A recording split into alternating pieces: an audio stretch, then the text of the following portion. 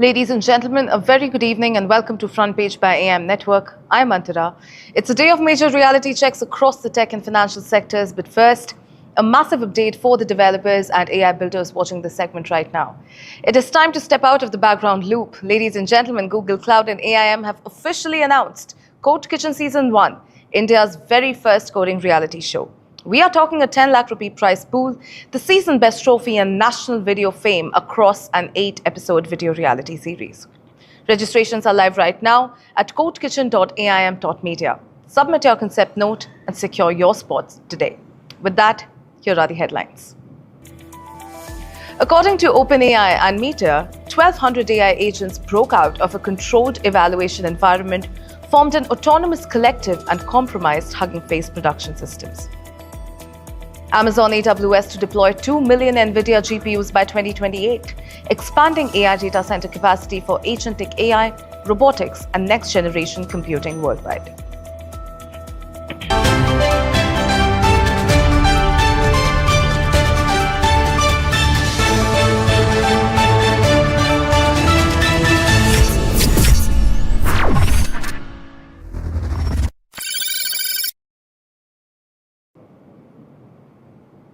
AI safety warnings usually focus on theoretical future risks.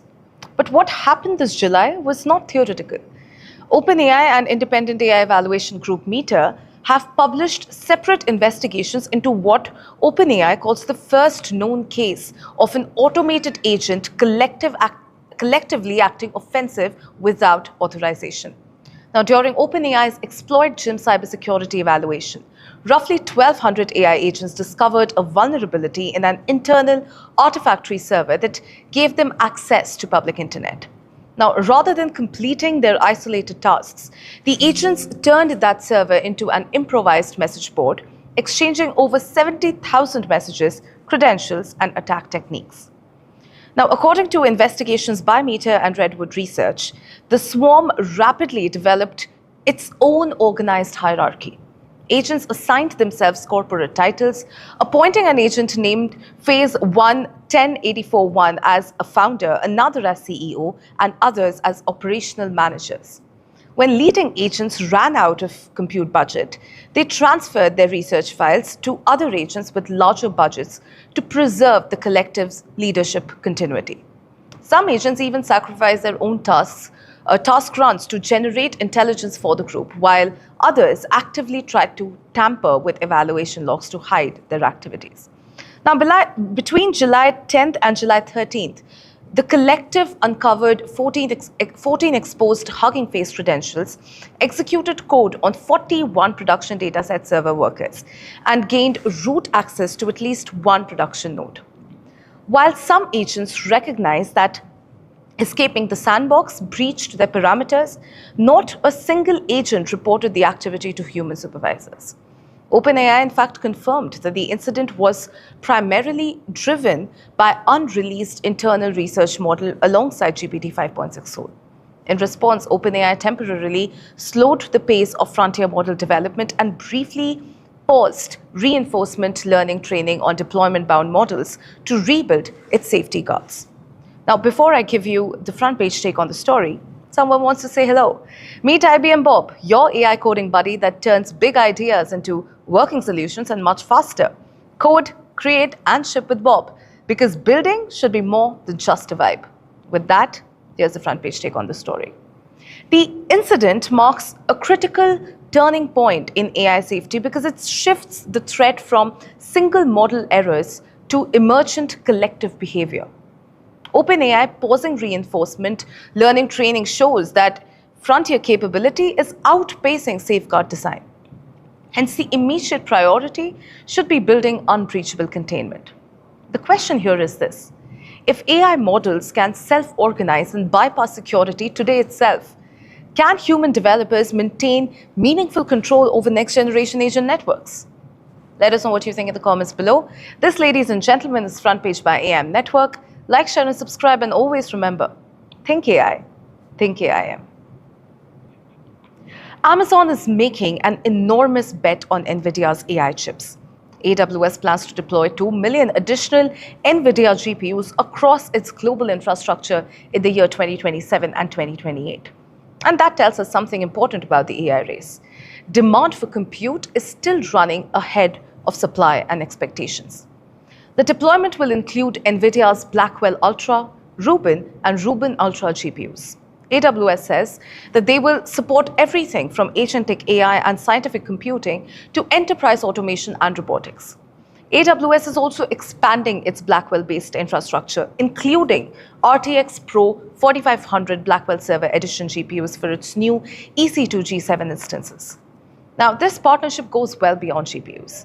AWS and NVIDIA are expanding into Vera CPUs, unveiling fusion networking, open models, and AI data processing. NVIDIA's Nemotron models will remain available through Amazon Bedrock and SageMaker. And Amazon Robotics is using NVIDIA's Jetson, Isaac, and Omniverse platforms to build and train its next generation of robots. Now, here's the interesting part. Amazon has been investing heavily in its own Trainium AI accelerators to reduce dependence on NVIDIA. Yet, it's ordering another 2 million NVIDIA GPUs. You might ask why? Because Amazon wants to give customers a choice. Its own silicon for some workloads and NVIDIA's ecosystem for others. And AWS says demand is strong enough that it needs both. The partnership also includes plans for 100,000 NVIDIA GPUs on secure AWS infrastructure for US federal and national security workloads.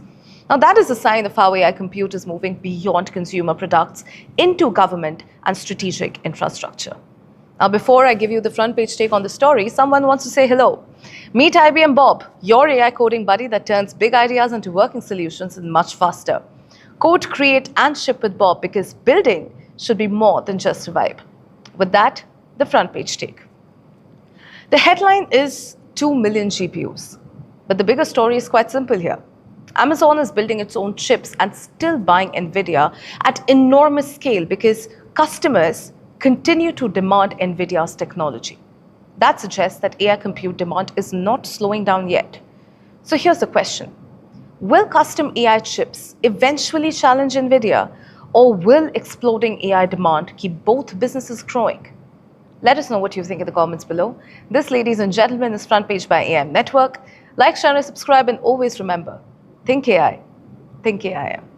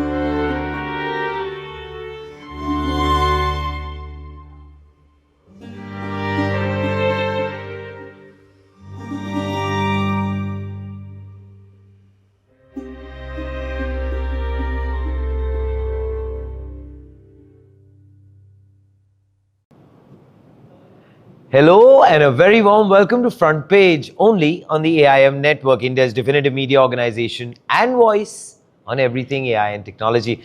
Truly a pleasure to have you all with us. And if you're all set, here are the headlines. India's good exports crossed $200 billion, surging 15% in August as electronics and engineering lead the push toward $1 trillion in fiscal year 27. HAL Safran seal Aravalli engine deal, giving India access to critical engine IP and building indigenous helicopter propulsion capability by 2032-33. The Ministry of Home Affairs is developing a technology-driven command and control system along India's land borders, establishing a network of forward command units linked directly to New Delhi to enable real-time threat detection and AI-assisted border management. Snehil Gambhir of BCG will join Front Page exclusively to discuss India's tech gap and how GCCs can shift from headcount to value creation.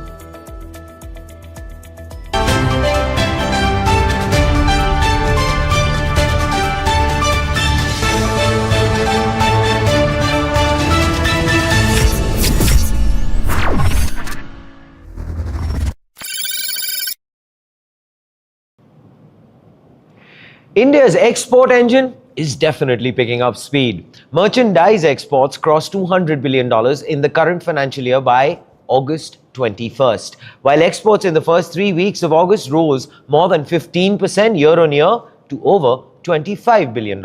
And this comes after a record July when India's goods exports hit $44.24 billion, up nearly 20%. Now, the government wants India to cross $1 trillion in total exports this financial year. So, the question is India finally getting close? Well, India's merchandise exports had crossed $200 billion by the 21st of August, up from roughly $184.13 billion during the comparable April-August period last year. Now, the latest August figure is still provisional. The Commerce Ministry will release the complete monthly trade data next month. But the momentum is already visible. In July, exports jumped 19.63% to a record $44.24 billion. April-July, exports were up 17.04% to $173.78 billion. Three categories stand out.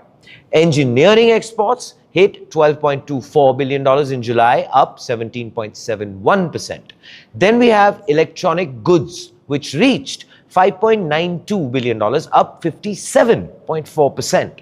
And of course, then in finality is the petroleum product exports, which surged 67.64% to $6.92 billion.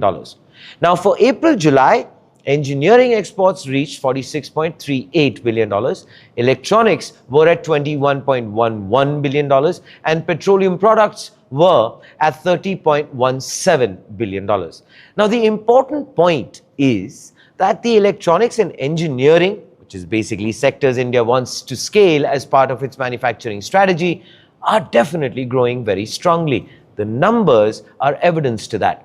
Well, the growth isn't limited to India's traditional markets. In July, exports to China jumped 64.57%, while shipments to Singapore rose 83.7%. Now, other strong performers included Kenya, Malaysia, and Tanzania, with exports to Malaysia up from 73% in July, and Tanzania up over 131% during April-July. Now, the United States remains India's biggest export market, with shipments also growing in July. Here's, of course, the bit that shouldn't be ignored. India's merchandise imports are growing even faster. In July, imports rose 17.51% to $76.22 billion, pushing the merchandise trade deficit to $31.98 billion. It's actually the highest level in 6 months. And for April-July, the merchandise deficit had widened to $118.60 billion from $96.66 billion just a year earlier. So basically, higher exports are very, very good news. But they aren't yet translating into a narrower goods trade gap. Commerce Minister Piyush Goyal has set an ambitious target, which is $1 trillion in total exports in fiscal year 27. India exported about $863 billion worth in fiscal year 26, including roughly $442 billion of merchandise and $421 billion of services. Now, to reach $1 trillion, the government is targeting around $530 billion in goods exports and $470 billion in services exports. Now, that means merchandise exports need to grow roughly 16 to 17% this year. And the first 4 months, well, are already growing at around 17%, which then brings us to the front page take. But before we go deeper into the front page take, please say hello, yes, to Bob. Yeah, meet Bob, of course, IBM Bob, the AI development partner helping developers turn bold ideas into real-world solutions a lot faster. Well, those little shoulders that you see, they can handle the pressure. From code to deployment, build smarter and go beyond the vibe with, guess who? IBM Bob. And now, of course, for the rest of the front page take. Now, the encouraging part definitely is that India's export growth is becoming more manufacturing-led. Engineering and electronics are growing strongly, while exports are also expanding into markets beyond the traditional US-Europe corridor. But the easy part is getting a strong first few months. The hard part is sustaining this pace for the rest of fiscal year 27. Now, while controlling import costs and widening India's manufacturing advantage, let's not forget that. Because $200 billion is definitely a milestone, $1 trillion is a test of staying power. So here's the question. Is India's export boom becoming structural, or is this just a very strong start to fiscal year 27? Please do let us know what are your thoughts in the comments below. This, ladies and gentlemen, is Front Page by the AM Network. Like, share, subscribe, and always remember, think AI, think AIM. India is finally moving beyond assembling helicopter engines to developing one of its own. HAL and French aerospace major Safran helicopter engines have signed the final contract for the Aravalli, a 3,500 to 4,000 shaft horsepower turboshaft engine for India's next generation military helicopters. But you know what? Don't expect these helicopters to enter service anytime soon. The engine's design and development is targeted for 2032-33, and the IMRH and its naval version still need formal government acquisition clearances. And now, of course, for the deal and why this matters. The Aravalli will power HAL's proposed 13-ton Indian multi-role helicopter, or IMRH, and its 12.5-ton naval counterpart, the DBMRH. Now, the program is being developed through SAF HAL helicopter engines, the 50-50 HAL Safran joint venture, and it covers design, development, manufacturing, supply, and of course, life cycle support, which I believe is crucial. Now, that distinction, as I mentioned, is definitely very important for us to highlight, because this is a move from licensed production to joint development, meaning Indian engineers are involved in the design process rather than, well, simply manufacturing someone else's engine under license. And here's, of course, now for the part that matters the most. HAL will gain access to core engine technologies, including the high pressure compressor and power turbine, as well as fuel and oil systems, accessory gearbox, and external engine systems. That's quite a list. Now, HAL will also gain expertise and intellectual property in the areas of engine design undertaken by it, with Indian engineers working alongside Safran's teams throughout the development process. Now, that is arguably, I believe, the biggest strategic payoff till now. Because knowing how to manufacture an engine is definitely one thing, an important cog in the wheel. But having the design knowledge and IP to develop the next engine is something else entirely. The Aravalli program is not an imminent deployment. HAL officials expect design and developments to be completed only by 2032-33. And there's, of course, another hurdle, which is this. The IMRH and the DBMRH themselves still require Defence Acquisition Council and Cabinet Committee on Security Clearances before those platforms move ahead. So, well, we feel at Front Page, this is fundamentally a decade-long technology investment, not so much a near-term fleet upgrade. The program could create capabilities across the aerospace supply chain itself, which is including this: precision machining, casting, raw materials, and indigenous MRO. And the knowledge gained through Aravalli could definitely become a foundation for future Indian aero engine programs. That's why actually the engine may ultimately matter more than the helicopter it powers. Probably it is going to power the engine as far as India moving forward in its defense capabilities is concerned. But then here is, of course, the Front Page take. Now, before we go into the details of that, have you heard of IBM Bob? If you haven't heard or seen IBM Bob, you can see him on your screen right now. Say hello. Well, meet IBM Bob. He is, of course, our AI coding buddy that turns big ideas into working solutions a lot quicker. Code, create, and ship with guess who? None other than Bob himself, because building should be more than just a vibe. And now, of course, back to the story. The headline is definitely a new helicopter engine. But the real story is India buying into engine know-how, which I believe goes way deeper. If HAL genuinely absorbs the design expertise and IP around critical components, like, for example, the compressor and power turbine, Aravalli could become a stepping stone to future indigenous propulsion programs. But for sure, it will take years. India isn't buying a shortcut, it's building capability the hard way, which is the right way. Which then brings me to this particular question. Can Aravalli become the foundation for India's next generation of aero engines? Please do let us know about this wonderful development in the comments below. This, ladies and gentlemen, is Front Page by the AM Network.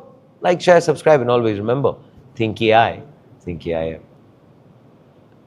Now, India is overhauling its land border security by moving away from traditional manpower patrolling and towards a unified technological grid. The Ministry of Home Affairs is rolling out a new integrated border management policy designed to secure the nation's 15,106.7 kilometer land border shared across 7 countries. India is building a 6,000 kilometer AI-powered smart border shield across the Pakistan and Bangladesh borders. But this is far beyond traditional fencing and patrol systems. Here's why. The initiative centers on establishing a network of small forward command units linked directly to field headquarters and central command in New Delhi.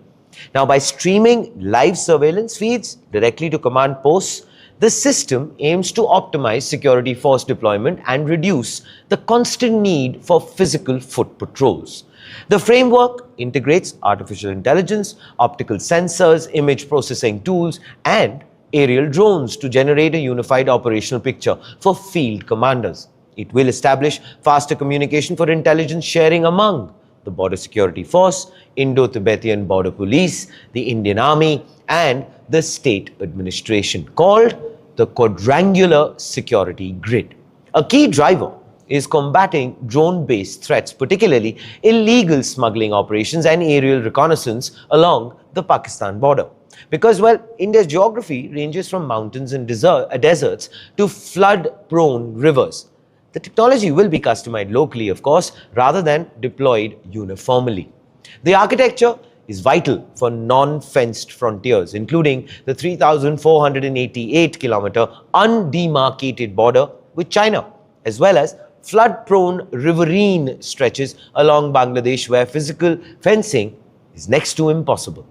Along the India-Bangladesh border alone, nearly 800-kilometer passes through rivers and shifting terrain where barbed wire fencing struggles to survive. At the same time, drone-based smuggling and infiltration attempts have increased very, very sharply, with BSF intercepting hundreds of drones carrying weapons and contraband in recent years. So, instead of relying only on physical barriers, the new system can automatically detect suspicious movement. A pilot project testing the smart border framework will launch soon along the Pakistan border. Then, of course, we have the technological rollout, which forms one part of a broader four-pronged strategy outlined by Home Minister Amit Shah, combining border guarding forces, local communities, state police, and modern tech solutions. Now, to coordinate ground execution, the ministry hosted the Land Border District Superintendents of Police Conference, bringing together officials across 119 border districts and 17 states and union territories. Participating states have until December to submit operational feedback, with the final quadrangular security grid set for complete rollout within the next year and a half. Now, shifting toward remote monitoring actually cuts down long-term operational fatigue for border personnel while creating a unified data ecosystem for multi-agency threat response.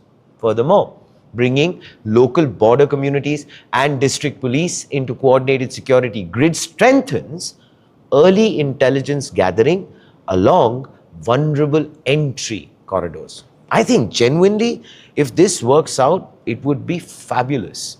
In any case, here is the front page take. But before we get into that, say hello to IBM Bob, the AI development partner helping developers turn bold ideas into real-world solutions. And that too at lightning speed. From code to deployment, build smarter and go beyond the vibe with IBM Bob. Now, back to this particular development along the borders.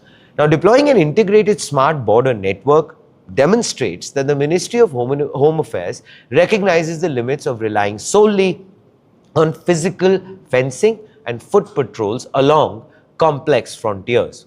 Now, customizing technology for specific environments allows India to secure difficult regions like undemarcated mountain passes and riverine stretches while countering high-tech threats like smuggling drones. Now, the critical test here will be actually ensuring seamless data sharing across state police, border forces, and central intelligence without creating operational constraints.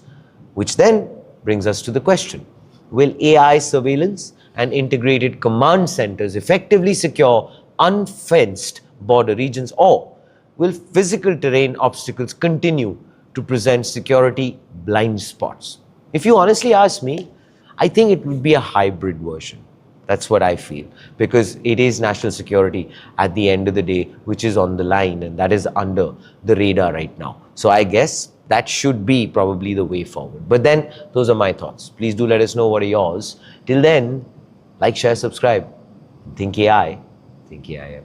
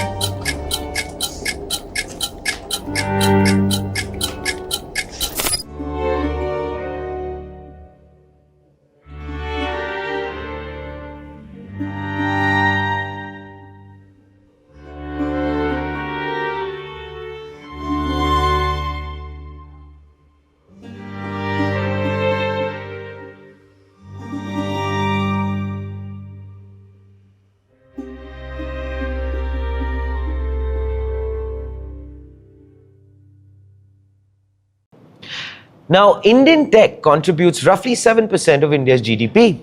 It captures just 1% of the world's fastest growing tech value pools.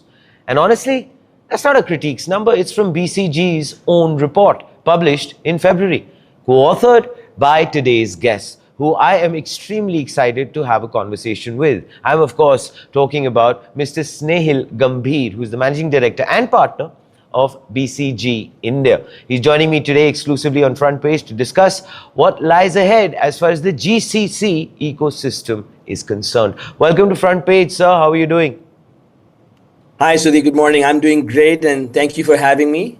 Pleasure to be here. Pleasure. Really looking forward to this conversation. All right. So I want to kick it off by setting a context, Snehil. So I want to go ahead and talk about the report first, which is India's Tech Next Innings. This was the title of the report, published February of 2026. So if you were to describe this, what does that 7% versus 1% gap actually mean? And why did it need, in some sort of an emphasis as of right now? And are you playing on the front foot because it's the next innings? So look, Sudhi, I think India has always been recognized as a superpower in the idea of providing tech-enabled services and knowledge services, right? And that has led us from being outsourcing capital to now being a capability center capital for quite some time. And I think that India has benefited from the availability of large talent pools, of a very, very strong workforce that is diligent to make the right progress. And I think the Global Capability Center ecosystem has provided that platform to make that the core part of being a contributor to every organization.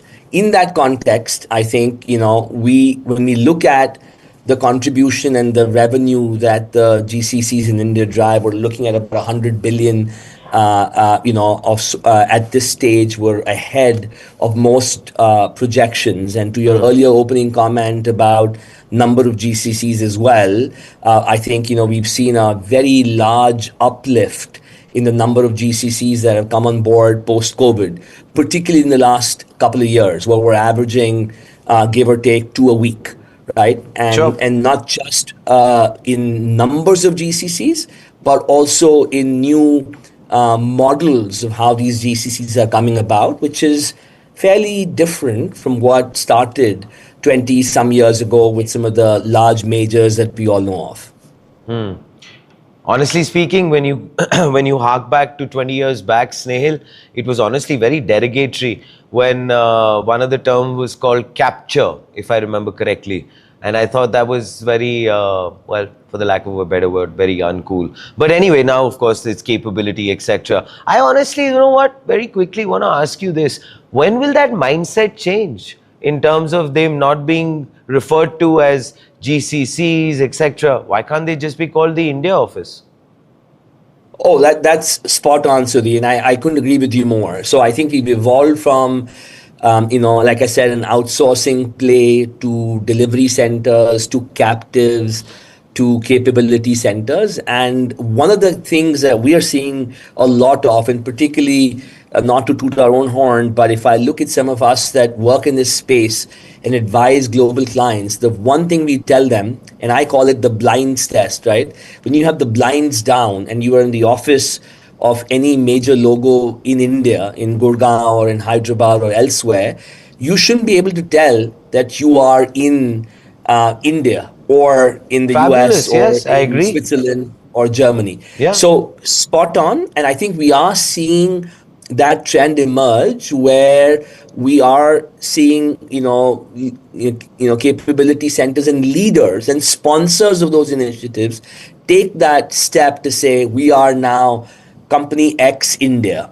Now, this obviously, sometimes, that particular company already has an India P&L, and so there can be a little difference. But most GCCs, out of the 200 odd that are existing, are not all that operate in India as that particular vertical. So yes, should the answer be we're just another office?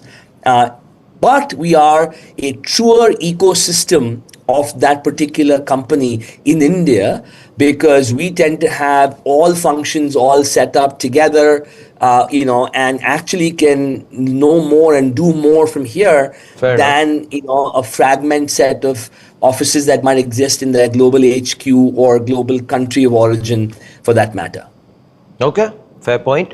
Okay, so Snehal, as far as the BCG reports data is concerned, we were, of course, both of us discussing the fact that 2035 is a projection in terms of 5,000 GCCs, etc. You're saying that there is a robust movement which is taking place, 2 per week, etc. But then this is something which is, I don't know, an anomaly maybe, because fewer than 50% of Fortune 500 companies use the GCC model at real scale, despite over 10,000 hubs already existing worldwide. Now, that's what I want to ask you. Is there actually room to grow, or proof that most companies have tried this and decided it isn't worth it?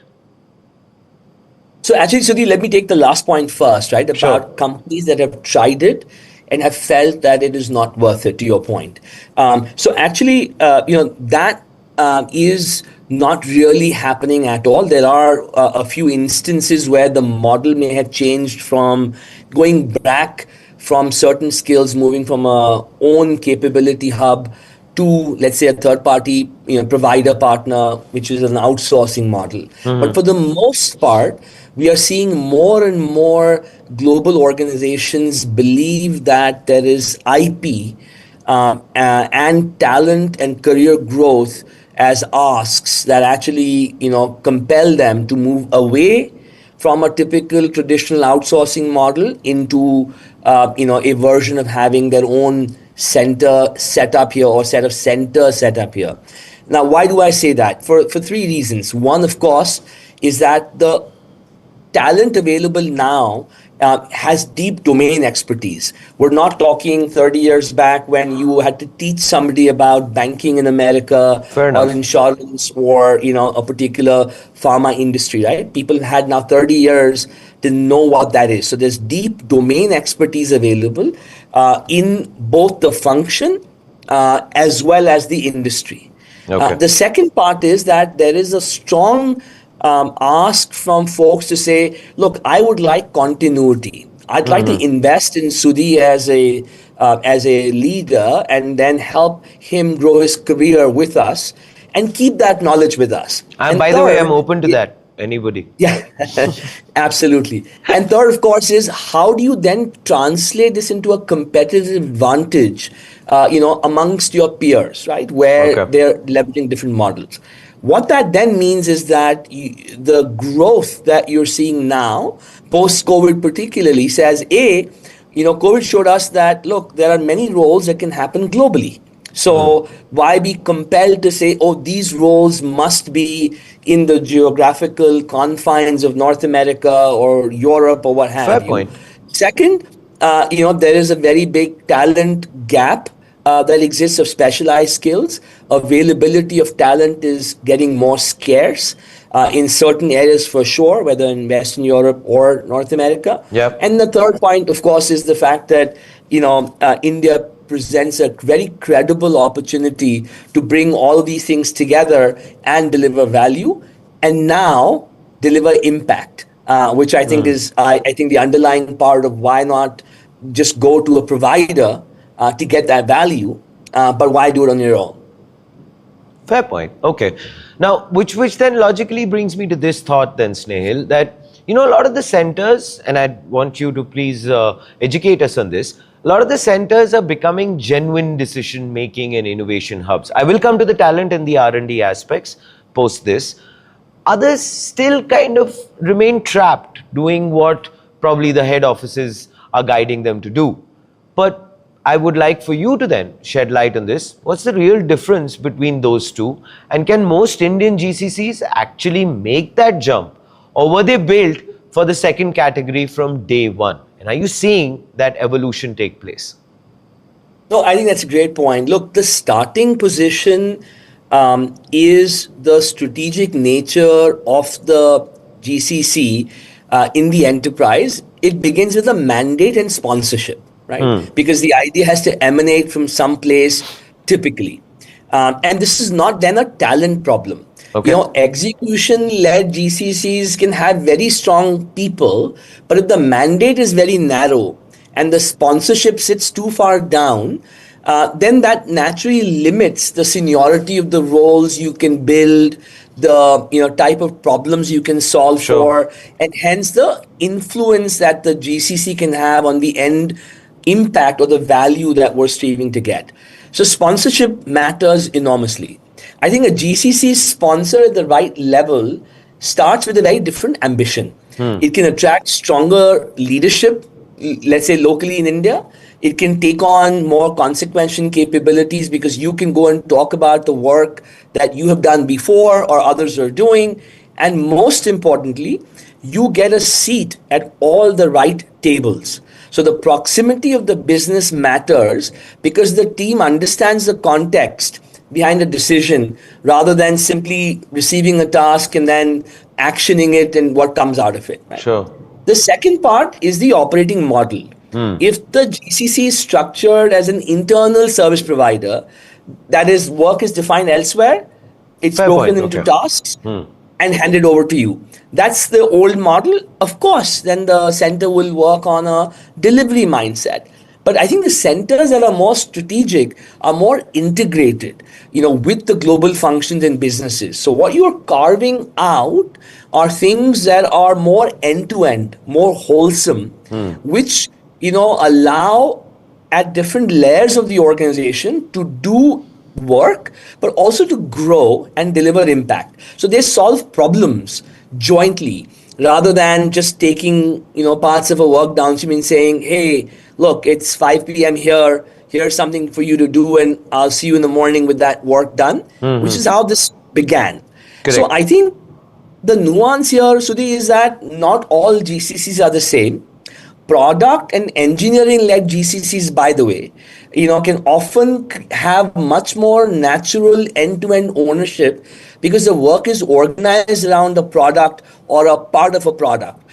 If you're a car company that has a ER&D center in India, you could be working on the next Viper blade that is gonna go out in all those sedans across the globe. Or if you're a phone company, you're designing a part of the next new model of a smartphone here. I think service-oriented GCCs, because they have a lot more of the process part of things, have this bit about having more of a execution-oriented mindset. So I think there isn't one maturity model that applies equally. Okay. I think it's a loop of what I call compounding trust, right? If the leaders on both sides, agree on a meaningful problem to solve with the right sponsorship, then that gives you a chance to demonstrate value, right? And that becomes the true mandate that you run with. Also, leadership changes, right? So you had a certain mandate. If you haven't leveraged that mandate to do great work, then as leadership changes, the philosophy of what the new leader might or might not want to do in a global talent model can also change. So I think if we look ahead, the gap between GCCs will widen. There will be GCCs that will continue to do the smaller, process-oriented work, whereas I think there will be newer and newer GCCs, and the ones that have been there a while that are transforming, that will take on the mantle of driving more product ownership, platform ownership, and sometimes even within the same GCC, certain functional leaders take a larger punt and say, look, this is what I want my team in India to do, whereas others may not take that approach as well. So I think strategic hubs, as we want to think of these, are where you're not just framing the question, you're jointly working to solve it, and you're demonstrating value without being told to demonstrate value. And that onus lies on the leaders that get hired and on folks like us that help clients, imagine what the future can look like. And they need to see that. And as we and many others serve clients globally, it's our prerogative to be able to say what's in BCG parlance we call possible. Okay. So very quickly, I want you to go ahead and shed light on this then, Snehal. You said that the gap is widened or it will keep widening. According to your data, for example, or for example, whatever you've observed, how many are very service-oriented, sticking to the old model, vis-a-vis how many are truly innovation hubs that have taken place? Also, very important according to me, that the leadership needs to be in India if they need to go ahead and ensure that they are changing the overall landscape or the way the entire mental makeup, etc. is. What are your thoughts on that? So I think when you talk about statistics, Sudhi, right, I think we find that in many of the newly set up GCCs, they start typically with a little bit of a stronger urge to solve a problem. And that problem could be, how do I, for example, look at, AI for underwriting if I'm an insurance company, or if I am a alcobev maker, can I bring AI to shorten my cycle in how I do marketing activities, right? So there are very specific business problems that newer GCCs tend to come to India with when they think about it, not when they action, but when they're thinking about it. The logos that have been here 5, 10, 15, 20 years are already doing a certain body of work that has been providing value to the organization for a long time. That work is going through its own cycle of saying, can I make this less people dependent and more agentic in its thinking? And we can talk a little bit more about how AI is being deployed in a second. Sure. So I think you have those two sort of areas that you look at when you look at the GCCs of today. I think the nature of folks that are doing cutting edge work today in newer GCCs is very high. More than 50% of the GCCs that are coming in today are coming in taking the mantle of saying, I would like to have product ownership or platform ownership, Okay. or have AI-led That's centers of encouraging. excellence here. I think the GCCs that have been here a while are sometimes taking a little bit longer to move up that curve, because they are trying to look at making sure that the what has happening today keeps happening, yet they invest more in future centers of excellence. I think the key thing to note is AI is not a GCC problem. AI is an enterprise problem. I think it's a human problem, to be honest, Snehal, if you ask me. That's my Indeed, thought. indeed, indeed. And so I think when we talk about saying, look, are GCCs adopting AI, or will AI influence the number of people that get hired in GCCs?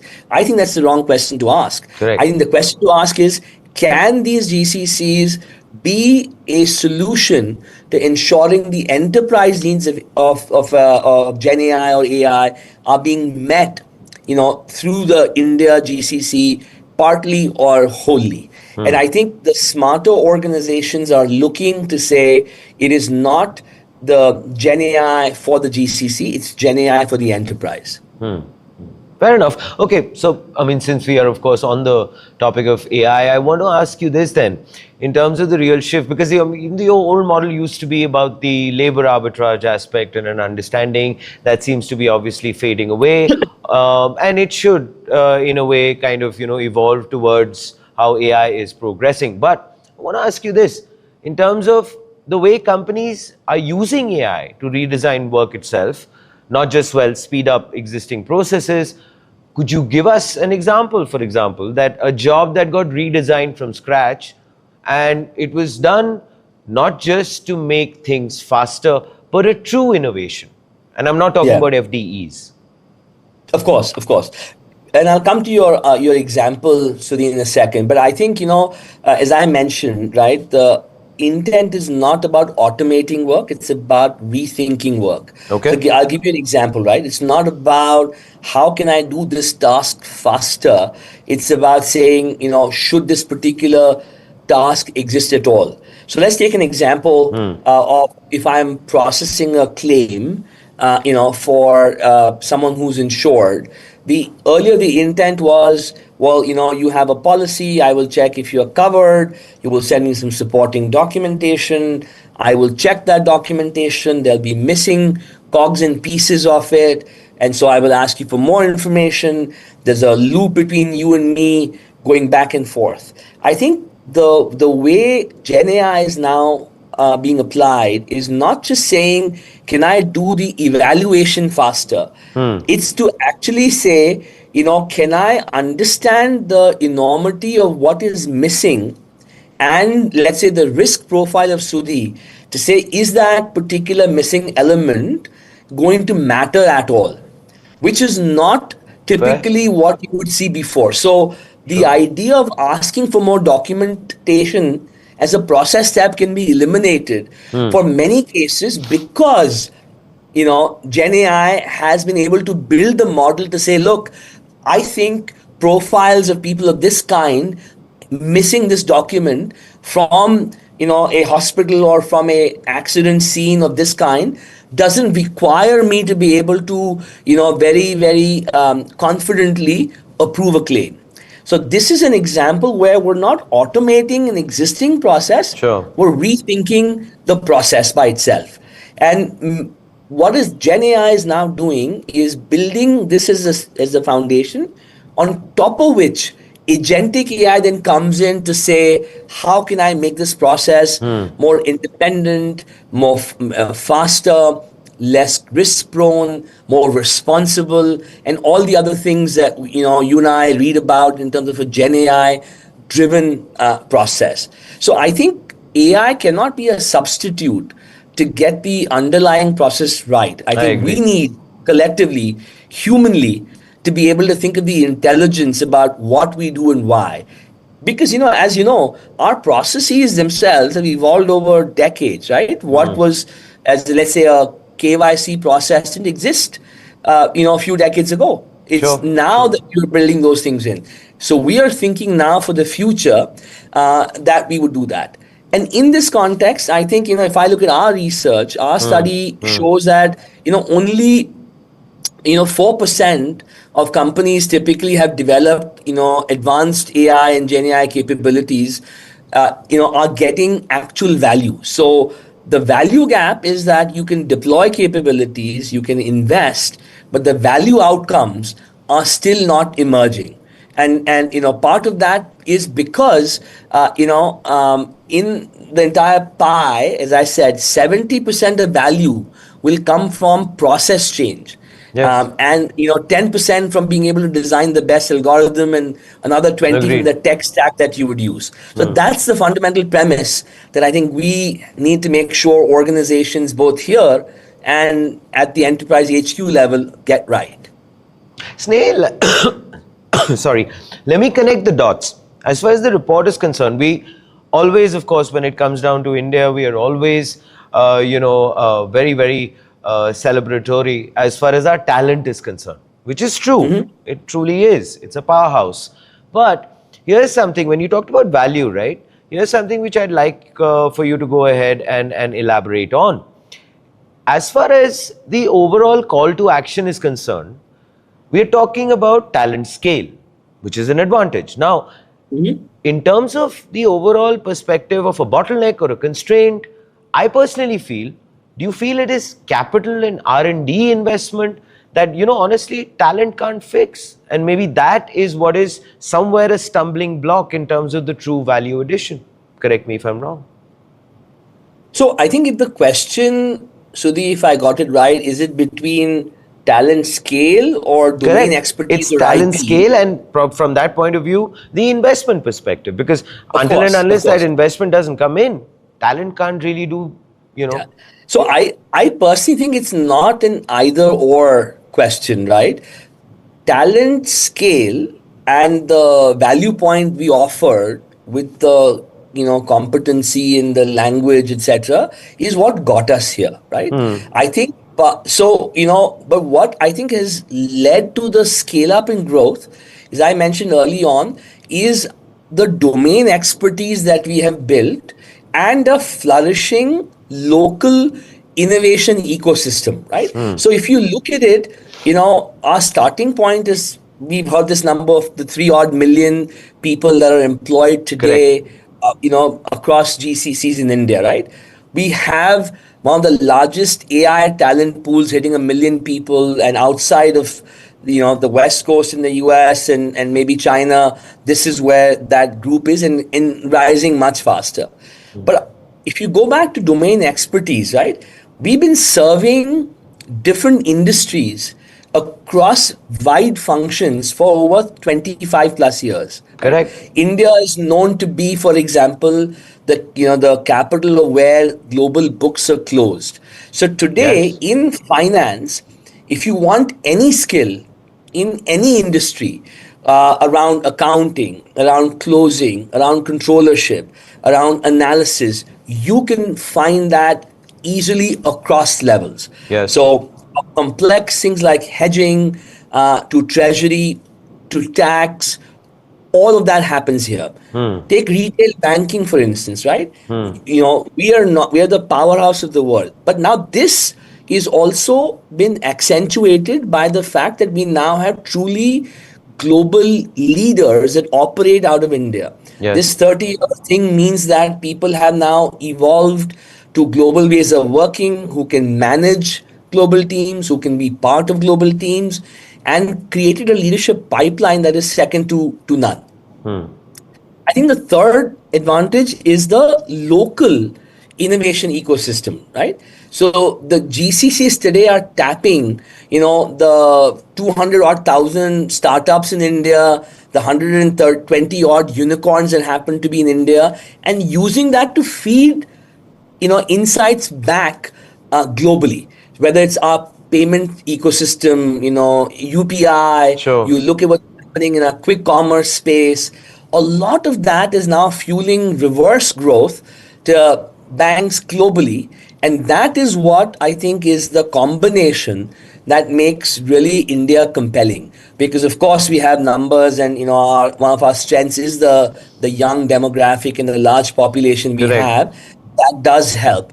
I think the next frontier is how do we translate all of this into proprietary IP for India, and also really translate into true Gen AI capabilities that are not middle of the layer, but more across the entire Gen AI ecosystem.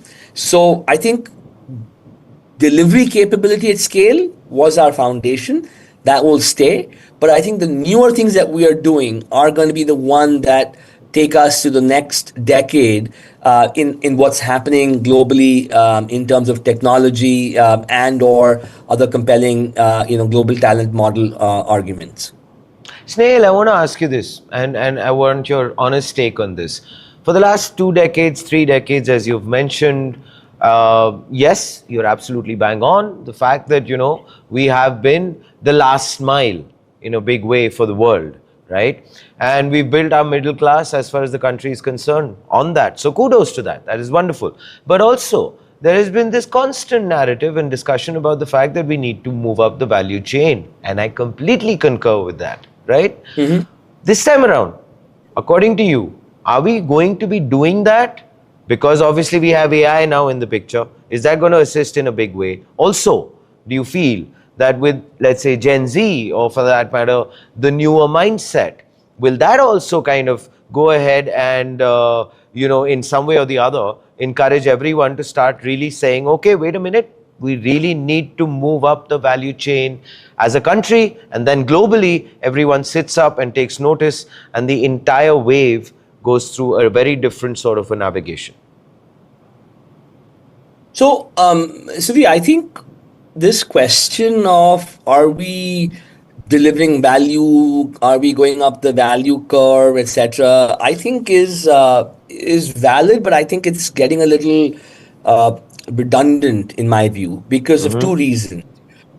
First, of course, one should not be looking at a GCC in singularity. The GCC in India, like you said, is just one arm of a global enterprise. A global enterprise cannot expect that the GCC by itself is doing something extraordinary while they are doing something average, right? So, one of my clients is very particular when they were thinking of naming their GCC, and there are GCCs that are named innovation centers, GICs, sure, and what have you. And, she had a great point. She's like, it doesn't mean that innovation is only going to happen in India, right? The India is just another location for us.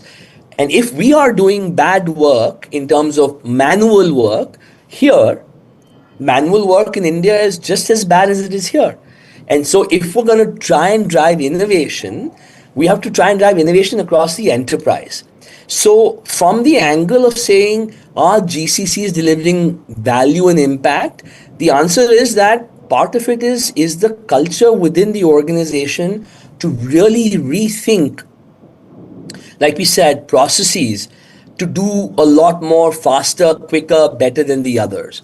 Because in honesty, the India arm will do a little bit more in productivity gains, and we have data to show that typical GCCs year on year deliver 6 to 8% productivity even for mature GCCs, which is typically more than what you would see at HQ. And the reason for that is twofold. One, because India GCCs typically are microcosms of the entire company. They can see things broken much faster than you can see across a bunch of offices, let's say in the US for a particular client. And second, because most of the folks in India are very aspirational in careers. So they're looking for the next leg up and are automatically very motivated to say, how can I do something better, faster, etc. So that's the traditional productivity lens. But to deliver true value and impact, we have to go beyond that. And that transformation has to be a joint effort between HQ and India, because it requires not saying I will deploy capabilities only for the GCC, but it will be deploying capabilities that are maybe thought of in the GCC, but are deployed across, because processes typically are running across.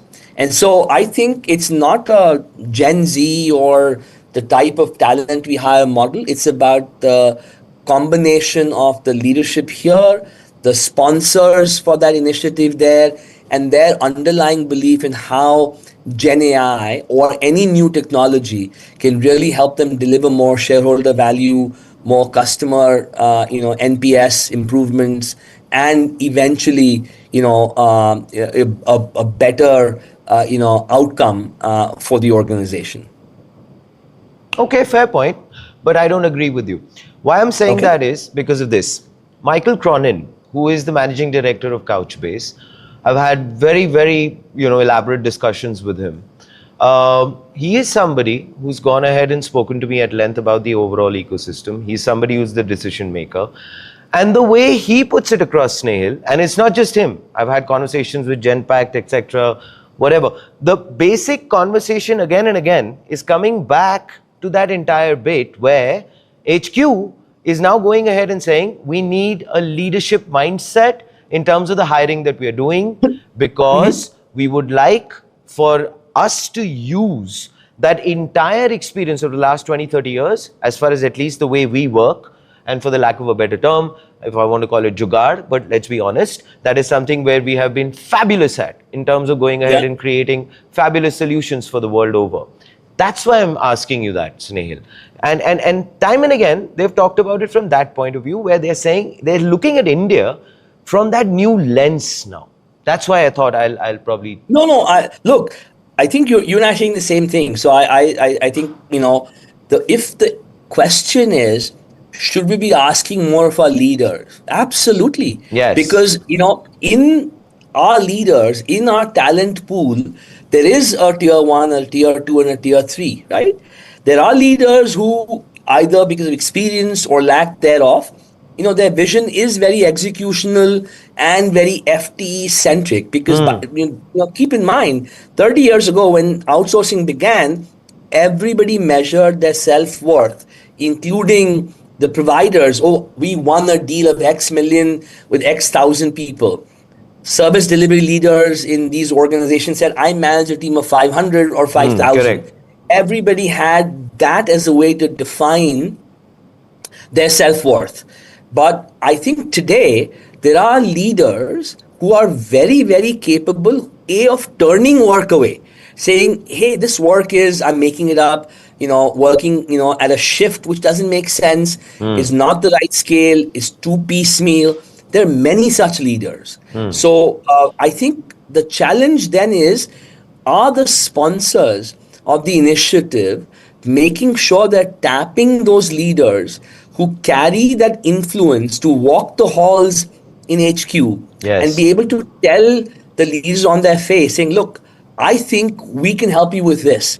These are the 5 roles that I don't think belong in India, because they need to be closer to the customer or closer to reaction. And it's not worth having someone work a 8 p.m. to a 5 a.m. shift in India, because it's not enough scale or value.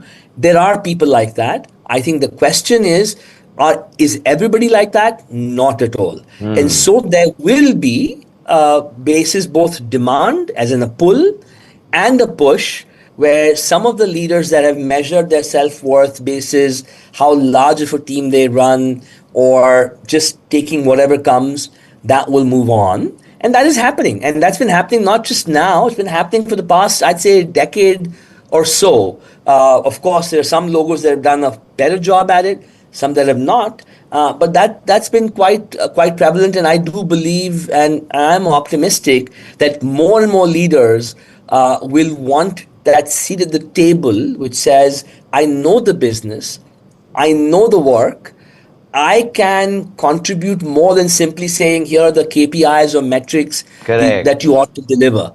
And that is happening, and that's, I think, that's a heartwarming trend to see happen across the industry. That's encouraging. I want to ask you this, Snail. You know, that 2035 target that I'd mentioned earlier. Yeah. Both of us probably believe that, yes, we are headed in the right direction, etc. But then this is something which I feel, and I pondered about this quite a few times.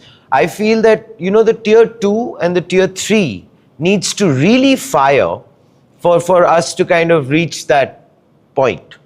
Now, very recently, the Punjab government has made an announcement. They're making it very, very viable for a lot of GCCs to come down and set up. Now, I know I've had these discussions in the past as well, that yes, the infrastructure still needs a lot of doing as far as tier 2 and tier 3 is concerned, which is obviously logical for people to take a decision. But from your very experienced position, you're very deeply ensconced in the system, you're constantly, you know, having conversations with the leaders. How does the mindset of a leader work, Snehal? For example, like a Punjab. Now, there are various things which have been subsidized, etc. Talent is there, universities are there, etc., etc. But what will trigger that decision to say, okay, I will not go to a Bengaluru and I will go to a Punjab? So, look, I think, there is no doubt that the global talent model ecosystem that we've created creates very meaningful jobs and contributes to the economy, both of the country and the state. Sure. Which is basically meant that many states, and at last count, at least 12 states have official policies supporting investments and incentives for both GCCs and ITES providers, right? And every state is now trying to get ahead of the other. Correct. Now, I think what matters, and it's a little different for different flavors, but if I am a existing GCC that has a tier 1 footprint, and in our case, tier 1 is typically 6 cities that are very commonly known, then I can consider, and I have scale, I can consider a tier 2 city, for either being a specialized hub for a particular function. For example, I could say, look, I am looking at statisticians for work around actuarial for insurance, or looking at analytics players that will do FP&A or an AI ML kind of work, and I will pick a tier 2 city of X or Y because they have a very large, let's say, university ecosystem that fires. That model can work because you already have a base and a hub in a tier 1 city. Sure. But I think for a new entrant, I think their first question, depending on scale and size, is also going to be, how do I get there? Is there, good international connectivity to get there? Fair. How, where will I attract talent from? Is the local ecosystem highly competitive, which can work to my advantage and disadvantage? Sure. Advantage because I already have my peers in that city. I can draw talent from them. I get domain expertise, and I had great credible talent to build on. And I have a local ecosystem of universities that can work. Now, what does that come with? That might come with slightly higher attrition, higher cost of real estate, higher compensation. But, ultimately, what are you coming to India for? You're coming to India for good talent. Because there is already enough economic value that even if you paid a little bit more for real estate, that may not be the deal breaker. So I think it's easier done for existing players to think of tier 2 cities, to grow this ecosystem. For newer players coming in, I'm afraid that as of right now, the draw of only incentives may not be enough to be able to draw them straight to a tier 2. I think it also matters about the kind of scale you're looking at. If you are looking at a very large scale, then the concern also can be, does the tier 2, can that support my ecosystem of my growth and demand? And then the obvious choice becomes, okay, let's start in one of these larger locations. And we have a vision already that we will do the next center will be in a tier 2. Okay. I do believe that that earlier logos developed centers 1, 2, 3 in all these 6 tier 1 cities. I think that trend is changing. I think we are seeing more than larger entrants of new who have ventured into other tier 2 cities, in many states, from, Rajasthan, Punjab, and Lucknow, Snehal. UP, exactly. Yes. Even Gujarat, right? True. Ahmedabad has centers as well. So we are seeing that happen. I do think that incentives is not going to be the only way. I think international connectivity is a big draw, Okay. and a big factor in the minds of clients that we serve to consider. But I think the fact that there are more and more governments waking up to saying, how can I create more high value add employment opportunities? How do I proposition clients to consider this? I think that's a great sign. It just helps make sure that you can find talent closer to where they're coming from. It also will reduce the strain on some of our larger cities, which today are That's a big large, issue. and infra growth that is required to go with that. So I think I'm very optimistic that tier twos will pick up, but I think tier twos will pick up a lot more and have with third party providers, which I think where it's a little bit more of a easier decision because it's in their hands, and they do have footprint across several cities in India, for instance, already. Snail, tell me this very quickly. I'd like to kind of follow up a little bit on this.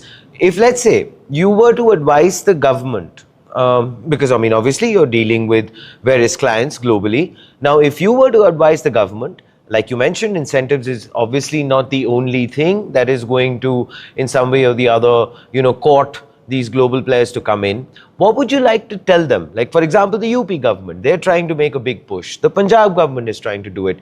Now, if they were to accelerate this entire process, somebody like you yourself could probably play a very key role. What would you like to say to them? Yeah. So actually, we are actually very honored that we do work with many of these states already on their broader, policies for the state growth. And, I think there are a few things that I think are very important for the states to consider. I think one, of course, is basically being able to cultivate and nurture a talent ecosystem that is far deeper. When I say what I mean is, oftentimes we find that the quality of talent available differs greatly between a tier 1 school and a tier 2 school and a tier 3 school as in college, right? And so we find that India has actually done really well in being able to take people from tier 3 colleges, run them through a finishing school, train them, and get them to levels that can make them contribute immediately when they join a organization. I think running skilling programs, which many states are now doing, right, is a massive uplift to be able to say it tells them what skills are in demand. It essentially empowers them to skill the population at their cost. Right. And then many states are offering incentives if you hire local domiciled talent as well. So what that does is, if you are able to develop this partnership between the state and the organization that's coming to that state and say, look, I am looking for skills in these areas, and the state is offering and saying, look, I will train 300 people in this skill, that cost is mine. I will, you hire from this pool, you can take your pick. That is outstanding. Right now, a lot of the conversations around skilling happen between a GCC and a local college, to help define curriculum or shape curriculums. I think having that happen at a state level, I think just improves employability and the ability to be productive from day one. And I think for us as a country, narrowing the gap between tier 1, 2, and 3 is in our interest because it allows Yes. local talent to flourish and also allows the growth of our state, tier two cities, and then reduces the burden on these larger metropolises Absolutely. that we are all talking about. And the fact that, Snehal, at the end of the day, it will lower the attrition rate. People will be happier not to leave their homes and, go like 9,000 miles away, etc. And it'll help the company as well. It'll help the global headquarters as well. And they'll be able to go way deeper in terms of their investments when it comes down to an institutional knowledge, because they'll be able to train, they'll be able to go ahead and really hone the skills as far as people are concerned. But a very valid point that you've made, and I really hope that the states are listening and they pay heed to what you've just spoken about. Finally, in conclusion, Snehal, it's been a wonderful conversation, but I would like for you to probably give your message to that young engineer who's probably starting off his life journey, and what would you like to say to him or her? And is this an exciting landscape that they probably can go ahead and benefit from? So thank you, Sudesh, for the opportunity. And I think in closing, what I'd like to say is that, look, I think the world has evolved dramatically to truly being, having workforce strategy become a global topic. And, global talent models are not something that for the most part need to be educated, to clients globally. They think of it, they know it. I think the credibility extremely high. And I think including at the junior levels to the leadership levels. So you are starting off with a great foundation. I think what is now important is to come in and really commit to saying you will also be that voice of change, the voice of transformation in a setup. And I think plan your careers well. I think what is important is to pick the type of work you do and who you do your work for. That I think is going to be critical as you think of your longer term journey. And I think for all of us, including folks like myself, I think skilling is not a one-off. It's a lifelong journey. I think if you're not carving out time to read, to upskill yourself, then I think you're gonna bear the brunt of that as things evolve, because the world is moving very, very fast, and each one of us should be carving out time to read, to learn, to ask questions. Whether it's Gen AI, whether it's new models, whether it's how geopolitics is working out. All of that actually helps make you a more rounded professional and makes you have a higher probability of success as you work. But I think this is a great time for talent in India to be contributing not just to India's growth, but to the growth of global organizations. Fabulously put, Snehal. It's been a true pleasure having this conversation. And as we are obviously going to keep moving on, chugging along as far as the GCC highway is concerned, I'd request you to keep coming back with your wonderful insights and how probably the milestones will be achieved in the road ahead. Wonderful, Sudesh. Thank you very much. Really appreciate that. And I look forward to catching up again with you as well. Fabulous. Well, there you have it, ladies and gentlemen. BCG's report puts a lot of the numbers front and center in the spotlight. And I believe it's very important. It's extremely important for us to constantly ruminate on those numbers, learn from them, understand them, and then accordingly go ahead and reassess and move. And I guess what Snehal has been constantly talking about is the fact that, yes, times are changing, and they are probably changing for the better. Policy needs to go ahead and bolster that.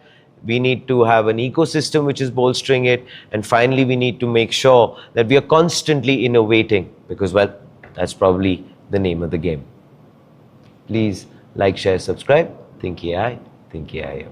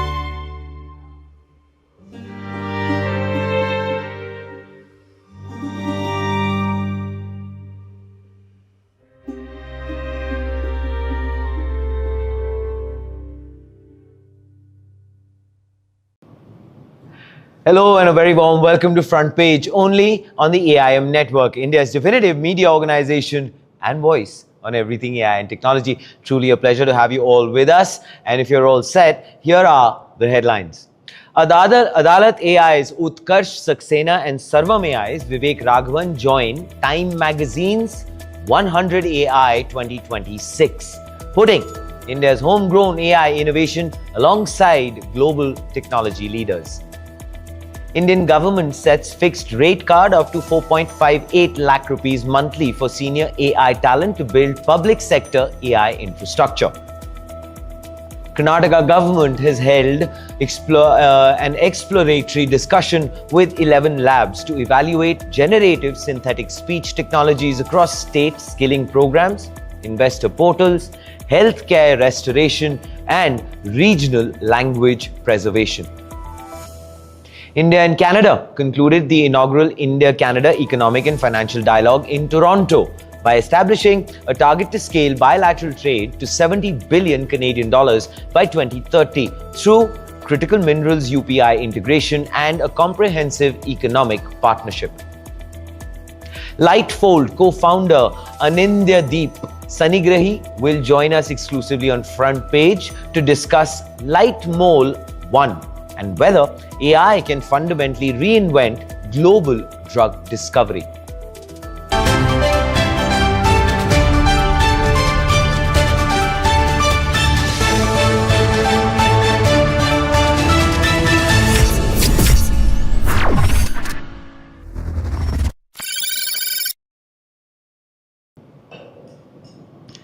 Two Indian AI founders have just made one of the biggest global AI lists. Yes, Time magazine has released its fourth annual TIME100 AI, naming the 100 people it considers most influential in shaping artificial intelligence. And on that list are Utkarsh Saxena of Adalat AI and Vivek Raghavan of Sarvam AI, alongside names like Sam Altman, Dario Amodei, Meera Murati, and Elon Musk. But you know what's interesting? It isn't actually just the two Indian names that have made the list. It's actually what they're building. Utkarsh Saxena is actually the co-founder and CEO of Adalat AI, a legal tech company focused on India's courts. And we have, of course, had an exclusive, fabulous conversation with his co-founder only a few days back here on Front Page. Please, if you haven't seen it, go ahead and take a look because they're doing some fabulously interesting work. Anyway, now, Utkarsh's motivation came from his own experience as a Supreme Court law clerk and lawyer, where he saw how administrative bottlenecks contribute to judicial delays. Now, Time notes that more than 50 million cases are pending in India, while many courts still depend heavily on manual recording and documentation. Adalat AI develops speech recognition systems trained specifically for Indian languages, dialects, and legal terminology. Time says the technology is now being used across approximately 5,500 courtrooms in about 11 states. It's actually more than 6,000 courtrooms. Vivek Raghavan is now taking on a completely different problem. As co-founder of Sarvam AI, he is focused on building an AI stack designed specifically for India, particularly Indian languages and local use cases. Now, Raghavan previously spent more than a decade working on Aadhaar and India's digital public infrastructure before co-founding Sarvam AI with Pratyush Kumar in 2023. Sarvam has since developed open weight models including Sarvam 30B and 105B aimed at reasoning, coding, mathematics and other advanced workloads.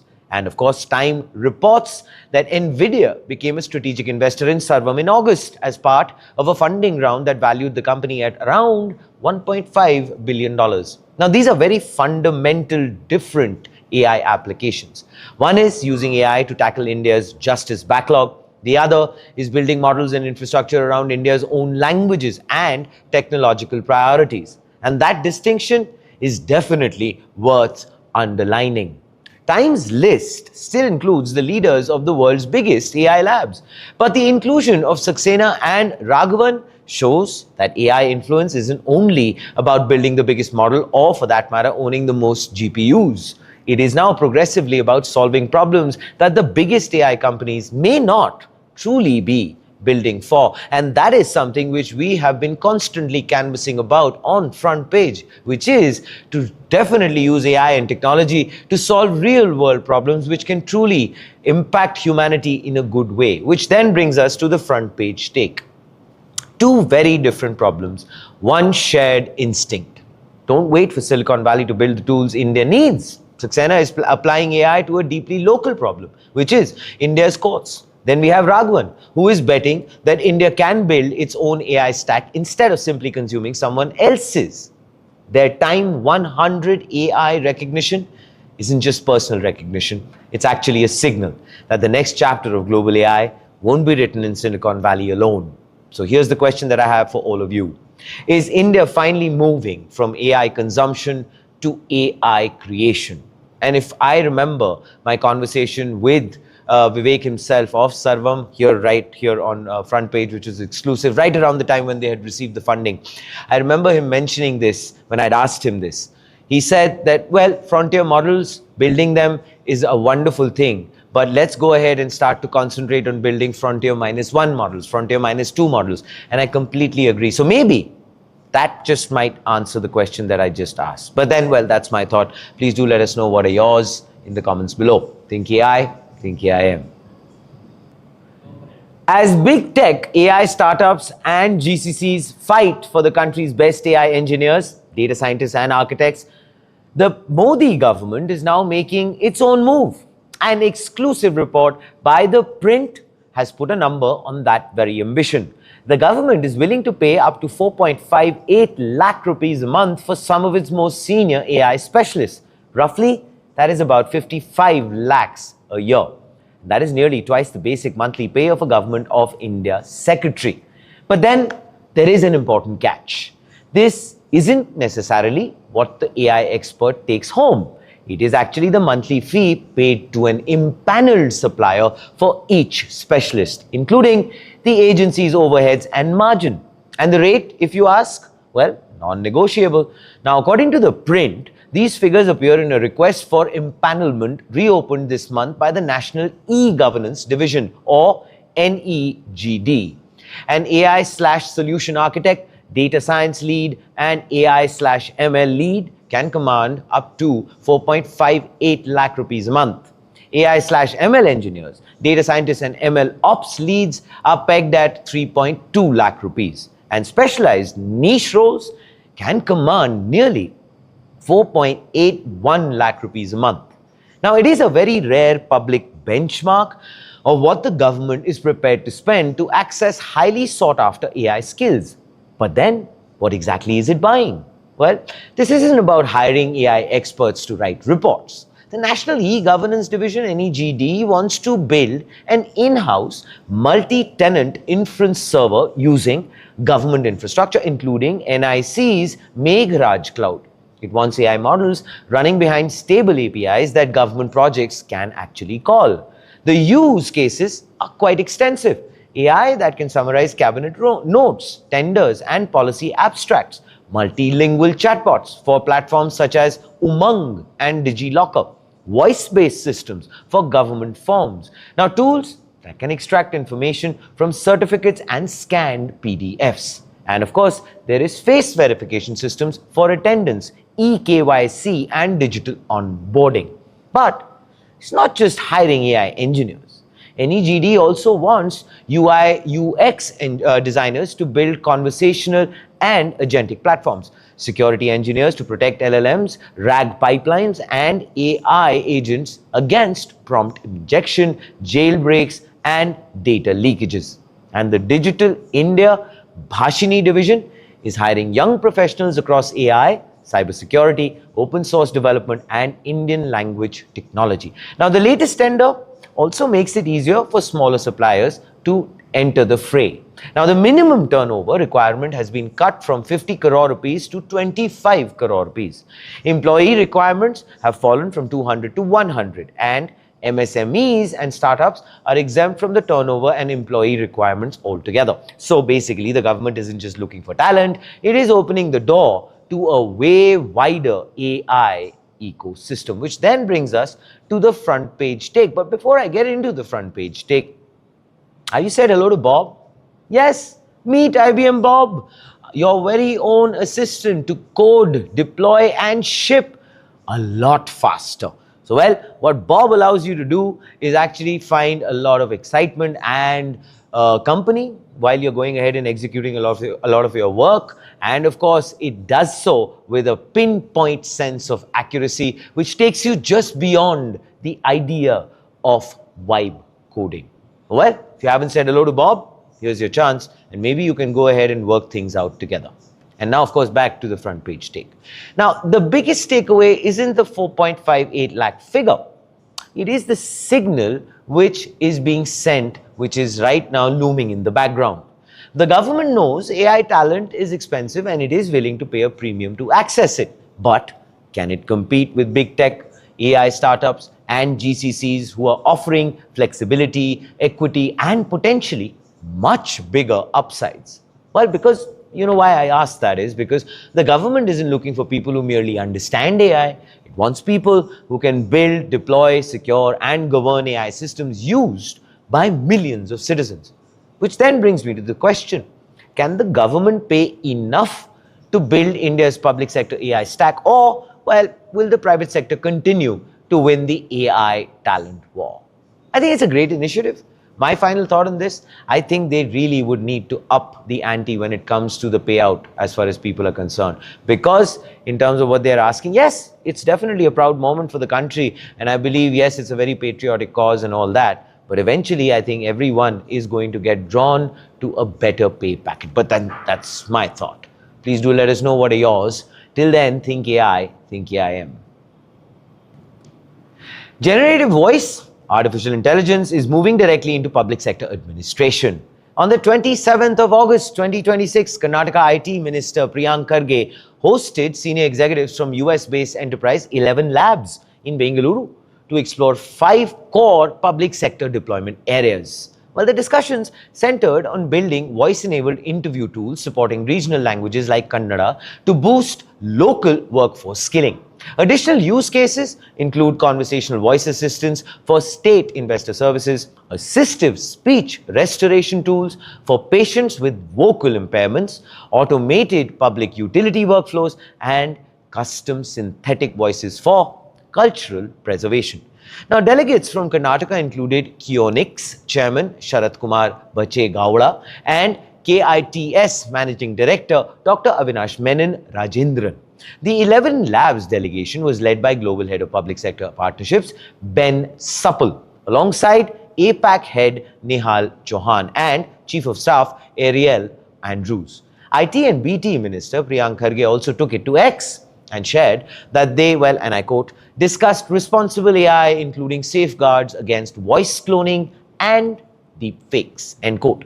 They are also, and I quote again, working together to develop a roadmap and identify potential pilots that can deliver meaningful public impact for Karnataka, end quote. This was, of course, according to the minister himself, Mr. Kharge. Now, with voice cloning risk actually rising globally, a major portion of the session focused on synthetic audio security and deepfake safeguards. 11 Labs demonstrated a 3-tier protection framework combining invisible acoustic watermarking, provenance metadata tracking, and neural detection models capable of identifying synthetic speech even after compression or speaker re-recording. Now, state officials clarified that no binding commercial contract or formal memorandum of understanding has been signed as yet. Minister Kharge instructed both technical teams to draft an operational roadmap before considering scalable pilot projects.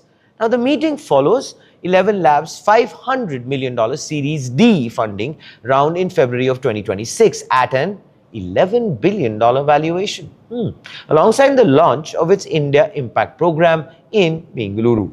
Now, the key hurdles for any future rollout include verifying audio safety on encrypted offline platforms, optimizing models for regional Kannada dialects, managing recurring cloud costs, and ensuring strict compliance with India's digital personal data protection laws.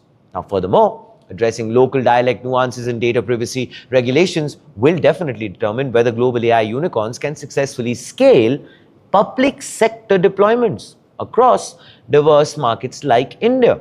Now, establishing robust audio provenance and neural detection models creates definitely a very critical blueprint for how public institutions protect citizens against voice cloning fraud.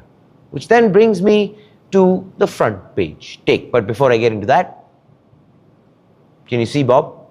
If you can, please say hello. IBM Bob, yes, your coding assistant. It helps you code, deploy, ship a lot faster. And more importantly, you can go ahead and go beyond just the vibe of coding, because when IBM Bob is involved, it is strictly business.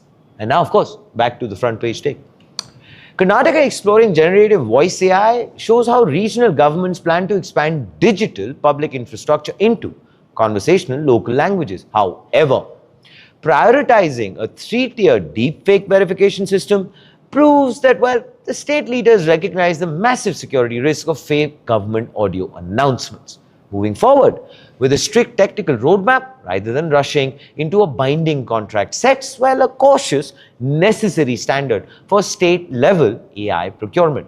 But the question I have for all of you is this: will voice AI and deepfake detection tools successfully bridge the regional language gap across public services without compromising citizen data privacy?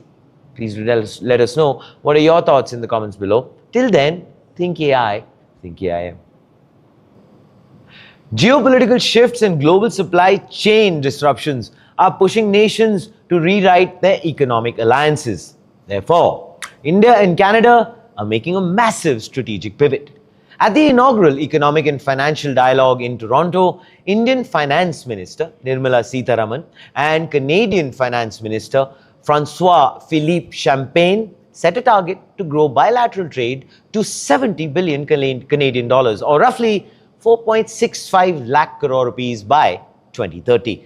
Now, this could be a calculated blueprint pairing Canadian capital, clean energy, and critical minerals with Indian manufacturing scale, tech talent, and digital infrastructure. Now, both nations confirmed plans to wrap up a broader comprehensive economic partnership agreement by the end of this year, while opening immediate talks on a bilateral investment treaty.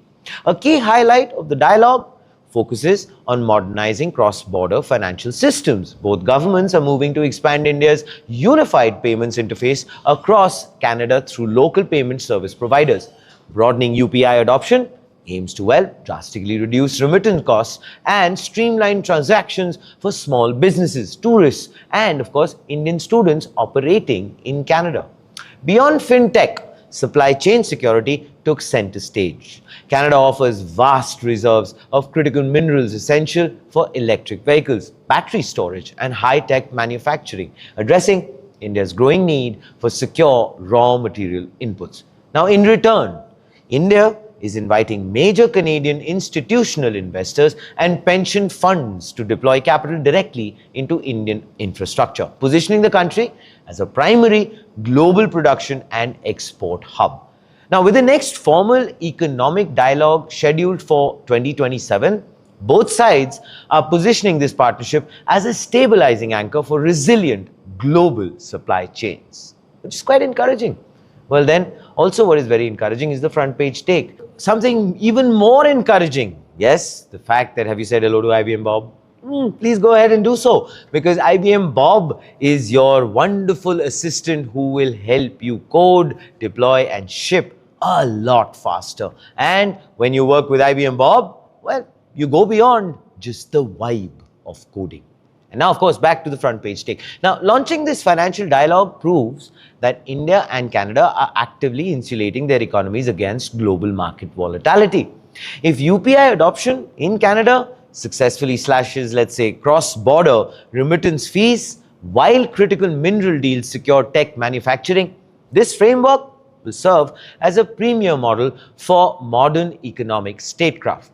Furthermore, a dedicated bilateral investment treaty gives Canadian pension funds long-term regulatory certainty to finance gigawatt-scale infrastructure and renewable energy projects across India. Which then, of course, brings us to a question. Will expanding cross-border financial technologies like UPI and securing critical mineral supply chains make the India-Canada economic corridor an unshakable trade model by 2030? Or is that still a distant aspiration? Well, please do let us know in the comments below. Till then, think AI, think AIM.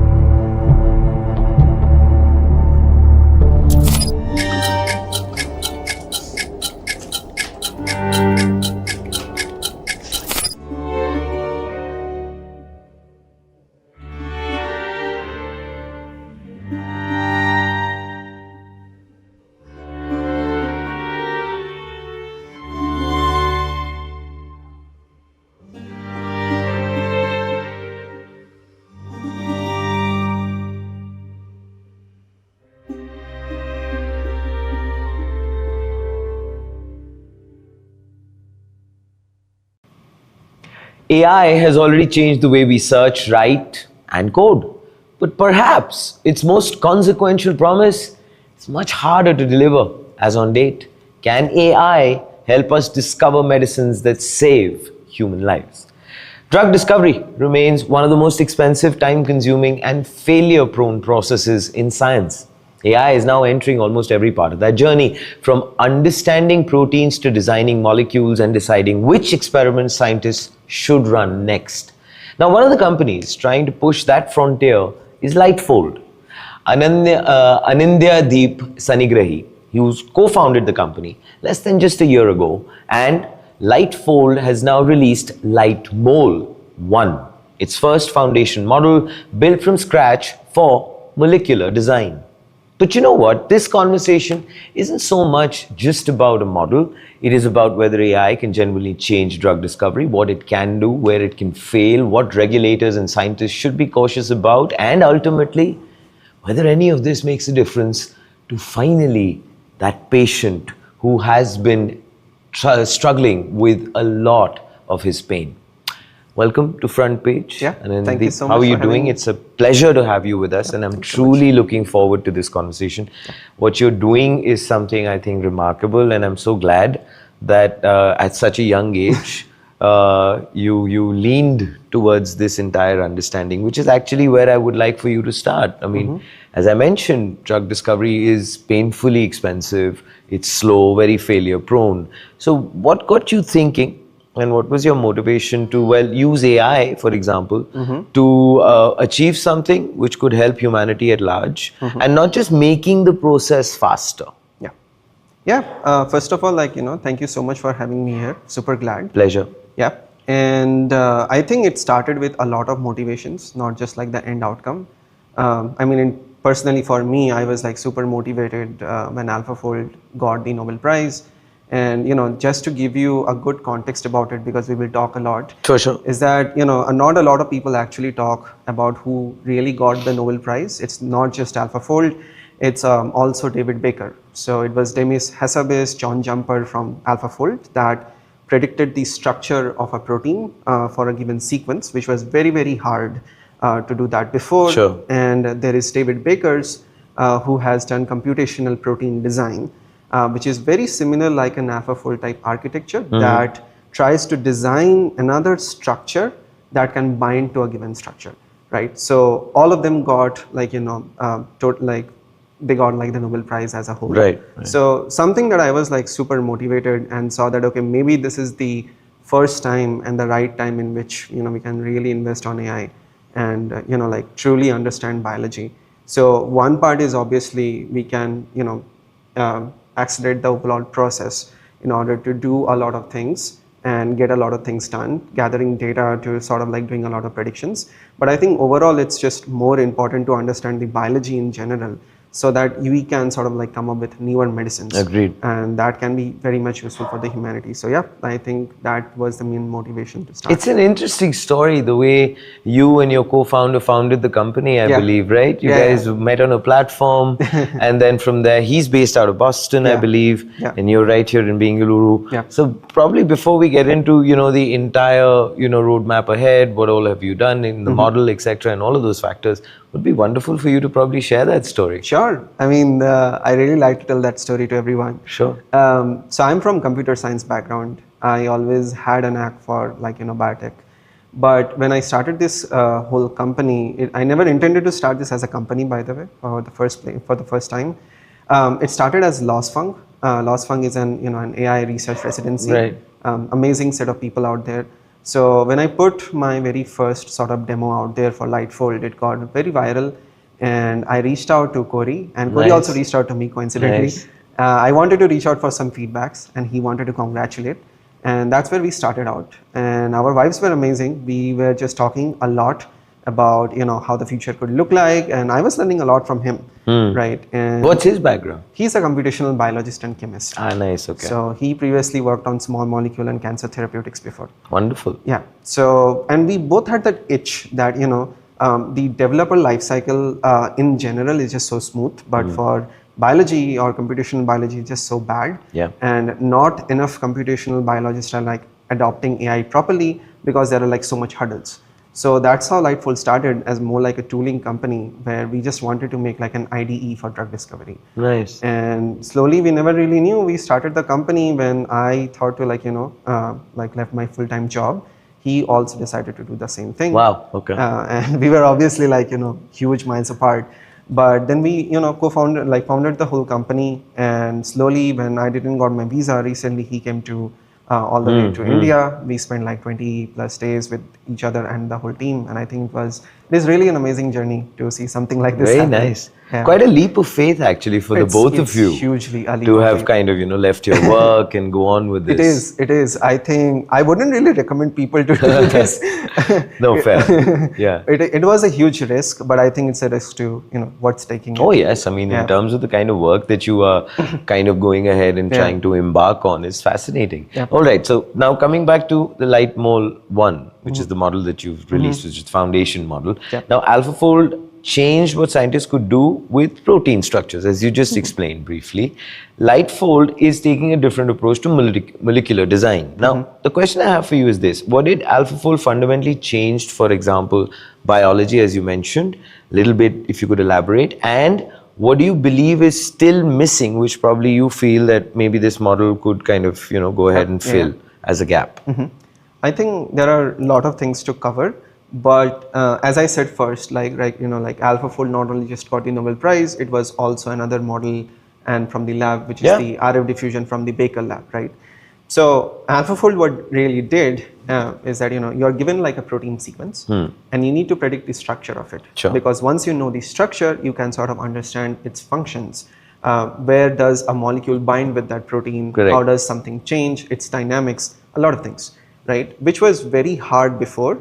I think it just took like 2 to 3 years of PhD for someone to get just one structure of a protein, right? The whole protein data bank, which is available, it's worth, I think, $13 billion. It just take too much amount of money and time to get like a one static structure. So AlphaFold doing that was like an Cambrian explosion, right? It's a step function change. And what David Baker did on top of similar type of, like let's say structure prediction model, is that you are given a structure, you want to predict another structure that can sort of bind with it. Now, the problem is, where we try to solve, is that recently you might have seen that Anthropic came to drug discovery also. Correct. Where agents are now slowly given like, full access. NVIDIA is as well, right? Yeah. I mean, they've collaborated. I'll come to that. But it's actually a very good example. And the very important thing that I wanted to say first, two things, is that working on a structure paradigm is just very expensive and it's just very time taking. That's the first thing. Second, getting a binder or getting a molecule that binds with some other molecule is just not enough, because that doesn't make it therapeutic. You may get a molecule that will bind, but what about how toxic it would be? Sure. Right? Or how the good absorption is, which is like, let's say if you take it orally, will it really go to your bloodstream or not? Fair point. Like, there are so many therapeutic inputs that are needed that will make a molecule to a therapeutic, right? What is happening right now in the community and in general is that everybody is focusing on the structure because of two things. One, it's super intuitive in nature, where you will be seeing that there is a diffusion model that's slowly making like another structure. The Anthropic experiment took almost, I think, $25,000 to $50,000 to just get the binders. But we see it's like an amazing thing, but it also an overkill, right? Okay. Because it took like almost, I think, 260 equivalent H100s to get something like this. And a huge amount of token cost, because the structure that you see, it's basically a TXT file underneath. Correct. And that TXT file is a huge TXT file. So if you see that, sure, everything is becoming Asian native now, but for the Asian, it's just too much of workload. It's just too much of token cost and a lot. So that's where we thought that, okay, what if we see a totally different viewpoint of designing biomolecules? In the real world, the abundance is actually sequence. Now you have to also think that, okay, in the real world, structured data is very limited. It's exhausted, right? Getting new structured data in the volume and the rate you will get that is actually very slow. It's very expensive. But in abundance, sequence data is everywhere. And the rate in which you can get new sequence data is just super easy, right, compared to that. So that's where we thought that if there is, maybe the AI can learn the same pattern like the structured data in the latent space, right? Fair point. It might not be intuitive to us, but Sure, it might sure. be intuitive to AI. Right. And that's where the whole, like, sort of like things came. Like Very interesting. Yeah. And we created this diffusion language model that kind of like can design and can understand, a given protein, and then it can sort of come up with a small molecule or like a peptide, and you can sort of, condition that what kind of peptide or what kind of small molecule you really want. Now, the good part is like, it's not this, there are like two important parts. First, it's a model for agents. Why? It's like structure is very intuitive for human beings. Correct. But it's very hard for agents because it's a huge amount of context. True. For us, what we are trying to output is not a structure, it's a sequence, a few amount of characters. Okay. We call it smiles. You can, just for intuition, you can think like CH3, COOH. It's not smile, but it looks something like that. That is not intuitive to human beings because it's a huge character of strings, Correct. right? But it is very intuitive for agents. The agents, Right. So if things are going to be agent native, so both are kind of providing an infinite canvas of how a molecule could look like. But what we are trying to do is that we just shrunk the token cost in a huge amount. And our thing can just run in an L40, which is just like, fabulous. it's just huge amount of token and compute cost reduction. Right. And not only that, we did another thing. Since our model is very lightweight, we can do multi-property optimization as well. I thought as much. Yeah, which is not only just, you are optimizing for binding, but you can also optimize for other therapeutic property as well. Fair enough. So that can do not like a more of a holistic development of a molecule rather than just trying to optimize it for binding. So that was like the main sort of contributions that we thought about, and we thought that, okay, if we are really trying to solve the problem, let's just think in a totally different way. And it's possible now. That's very interesting. Yeah, and it's just possible now because, now that we are seeing agents and harness are becoming a thing. If it was like 2 years or 3 years before for human beings, it might not be that much intuitive or useful. Correct. So yeah, that's pretty much it. But tell me this, in terms of, whatever I could gather, and it is quite an interesting little brainchild that you figured out. So kudos to that. Thanks. But data plays a very important role, I'm presuming, in this entire method. You are, in a big way, reliant on the agent to go ahead and probably decipher everything, all of that. What about that bit? Because I think that I feel is the biggest challenge everyone is facing across the board when it comes to agentic AI. Am I right? Yeah. In some form, like you're basically asking about the data scarcity part of it. Yes. So, like, just to, go through the previous thing, for us, the work of the agent is not to design the molecule, the work of the agent to decipher it. No, to finalize which one to do. Fair enough. So our models is like trying to give like a Pinterest for a catalog where, where what something could feasibly look like. And the agent's work is like to be a verifier that can sort of reason, because we have seen that agents can reason very well. And these diffusion language models are more like how something could look like, right? But in general, in talking about the biodata scarcity, I think scarcity is obviously, it's a very prevalent topic. We are scarce in data. The good part is that the rate in which a sequence data can grow is obviously huge. The infrastructure is always there. But just to go more in depth, we feel that, and this also something our thesis of our company's research is also, that there is already enough amount of data which is good enough for us to start and make better foundational research. Fair enough. We are just not seeing the good representation which is underlined right now. Because there is agentic AI right now, because there is, things like mass diffusion language models that can work in such good scales. If we sort of change the way we are seeing some data and like change the representations and make the AI learn accordingly, then we might just can unlock a lot of new things. So, which was not really done before. Like before, we have seen a lot of AI models. People are training small molecule on a representation that is for small molecule. They're training peptide, which has a different, let's say, character level of representation. Correct. What we did, we just merged into one representation, and the AI is sort Which makes logical sense also. So we feel that let's unlock what representations we can train these models first before asking what type of data we really want to gather from here. So, fair enough. Yeah. Fair point. Okay. So in terms of the sequencing perspective, I want to understand this as you just mentioned.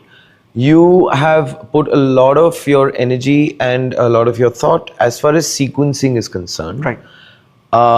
But you did not go into so much in terms of the structure aspect of things. Shed light on that then. Why sequence first and not structure first? Okay, I want to just give a disclaimer. It's not always about sequence versus structure. Okay. I think that there are some areas where these sequence model can be just used as good in the way these structure models can be used. Okay. And this is like just one of the examples, right? Now, to understand the dynamics of something, I will never go to a sequence. I will always go to a Correct. structure, right? True. And even though, for example, right now, what we try to do is that we try to design the molecule in a sequence space, but then we use models like AlphaFold to finally understand how the 3D structure is looking like. So it's not like, this or that. It's just that for certain areas, we might feel that, something can be emerged better that can just work as good as the other. Could you elaborate with an example, for example? Like we just, for example, did, right? We just saw that the anthropics example, I think is a good one.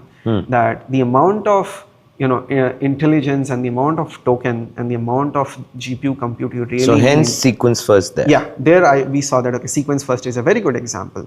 And then eventually what we really want to do is that we want to combine these methods in a way that it just gets the best of the both worlds. What would you go for when let's say you were to go ahead and crack something where you would like to probably employ structure first, for example? Yeah, I mean, for example, interactions is like a very important thing where if two different molecules are sort of interacting, structure becomes like very important because there you Makes can sense. understand like the bond patterns and what is really happening, the intermolecular forces, right? So their structure becomes like very, very important. Dynamics is one of the things we focus a lot, and understanding molecular dynamics is so essential that because it will just tell about how stable the systems is. Fair point. So those are the things in which we will always be requiring structure, and in anything understanding or predicting the structure, for example, if we are making a protein or if we are making a sequence and if we are mutating it, right, then every mutations we do will always have a sequence method. So they're like,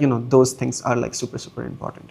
Yeah. It's interesting. I remember I'd done a story on this on front page, and this was Eli Lilly, right? One of the biggest pharmaceutical companies in the world. And I was very enthused about the fact that they were finally given the FDA approval to use AI. Yes. Right? Because it's such a highly regulated industry, and rightly so.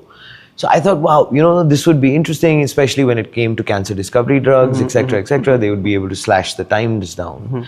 So that being an example, which I'm using to now, of course, go ahead and understand from you. Now, when you see that kind of a level of an investment, when Eli Lilly is gone ahead and made an investment, and it's very infrastructure, drug discovery perspective understanding, where can, let's say, a company like yours, for example, go ahead and make a huge sort of an impact? Because I'm sure you agree with me, the moment you start to think about this, there would be always that looming aspect at the backdrop in terms of the funding. Am I right? Yeah, of course. You're very right. So how would you want to go ahead and navigate that? Yeah, I think it happens to every startup in science space right now, which is you will be seeing big labs, and it's not only just for science, it will happen for AI startup as well. We are seeing this pattern where big AI labs are trying to scale what is working.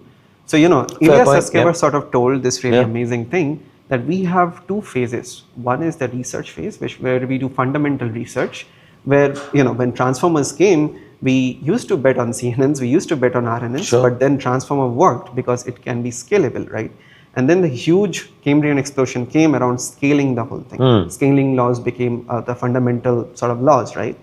So any big lab will always try to scale what always used to work. Right? They have much higher stakes.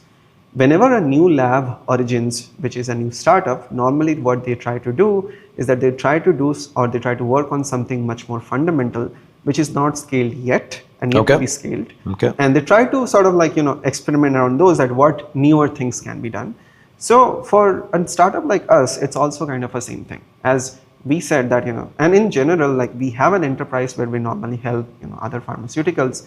But for our research, like we are taking this new bets, and the bets is not just sequence structure, the bets is that better representation. Now this better representations could be used in disease understanding. Now Sure. that is an extremely important than molecular design. We may just Absolutely. come after later, but disease understanding is just super important, and then also predicting or forecasting the patterns of, for example, if you are designing a new molecules, what could be the possible sort of property or the endpoints that just can come. For example, how much the absorption could be, where the toxicity can happen, because pharma doesn't really like anything black box, right? So we are now making and starting to make systems and foundation models that can reliably predict and become interpretable enough to predict or forecast those preclinical outcomes as well, and at the same time sort of understanding diseases. These are something not big labs are not doing. would do, but would do less, because they have a lot of things to do, and that's where like our niche becomes. So I need to obviously ask you this. This is something which constantly, I wonder about. Yeah. Which is the fact that AI has produced remarkable results in biology. We're all aware of that. But turning a computational prediction into an approved medicine is a whole new beast. Yeah, for sure. So the point I want to ask you is this: is the excitement around AI drug discovery running ahead of the evidence? One, and what would convince you that AI has genuinely changed drug development in a big way? How would you like to kind of attack that? I think let's go a bit backward, and like fundamentally, if you see, any science or any STEM related research has two phases, right? Like in the end of the day, science is nothing but, you need to gather more data, Sure. more evidence, and then you need to generalize it so that you can make an hypothesis around it. Correct. So in general, in drug discovery or development also, there are lot of, lot of phases in which one of the very important thing is understanding a disease. And the second thing is understanding how a molecule is working on a given system, which will eventually become like a human being, right? So there are like two parts. One is doing the experiment and the infrastructure for doing that experiment. Sure. Right? And the another part is after doing the experiment, gathering the evidences, understanding the biology and trying to generalize it. Sure. Right? And both can independently contribute towards like the holistic drug development. So in the first case, I think AI is doing a massive amount of contribution. Fair enough. Because we are now seeing agentic systems that can come up with newer hypotheses. We are seeing autonomous labs. For example, recently Adaptive Bio, it's a Swiss company, they raised like $40 million. And their whole thesis is to now make lab more agent friendly. So essentially, they will have the whole infrastructure where you can do automated experiments. And what happens is that this hypothesis to experiment, this loop becomes much more faster. Tell me, what is the kind of accuracy levels that you're talking about, especially in that first phase, where, it's about the understanding of the disease, etc. When you're saying it's making a huge impact, what are your thoughts in terms of numbers? Right. What is the kind of impact that AI is making? So that's actually the second part. The hypotheses be? Yeah, it's an outcome of the automations that fair enough. I'm talking more about the speed and the throughput, which has shown like very great outcomes. Wo to hai. I mean, there's no confusion in that. And I think that is like a very good starting point. But in terms of accuracy, we are not really quite out there yet. So then, you realize where I was coming from. Yeah. The speed is nice, the throughput is wonderful, but how accurate is it? I mean, are we accelerating towards something which is not really going to go ahead and give us something as a result, or are we going to again hit a roadblock? I think now I would like to be a bit pessimistic, but I think it's important. Yes, it is not really going that well. And it is I love your honesty. Yeah. Thank you for that. I think it's not really good enough to just say, we are doing great in everything. It's not.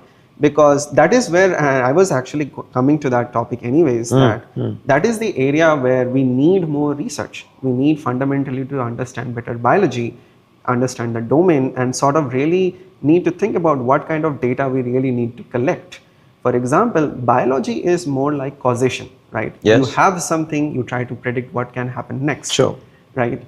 And it all depends on how you are sort of two things, what kind of representations you are sort of bringing along to understand that causation. A very good example is this whole new paradigm coming up around virtual cells, right? Now people have different, sort of meaning of virtual cells, like people have different meaning of AGI.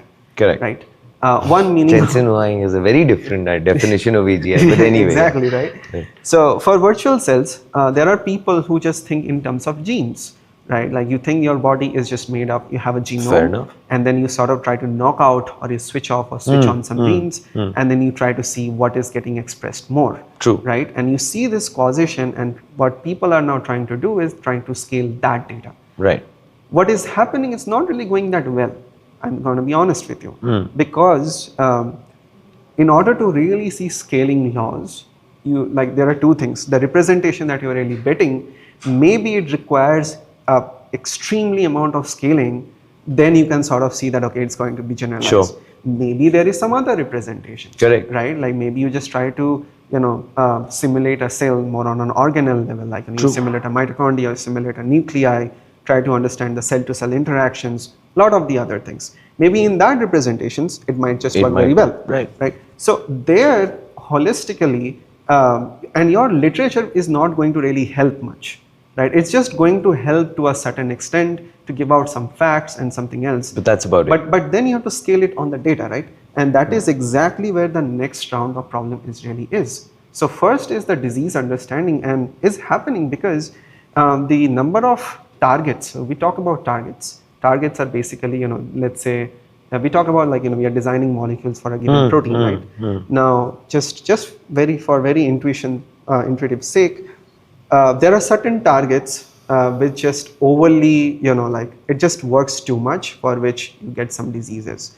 What we do with these molecules is that we try to, pause them, or we try to make sure that they are expressed less, right?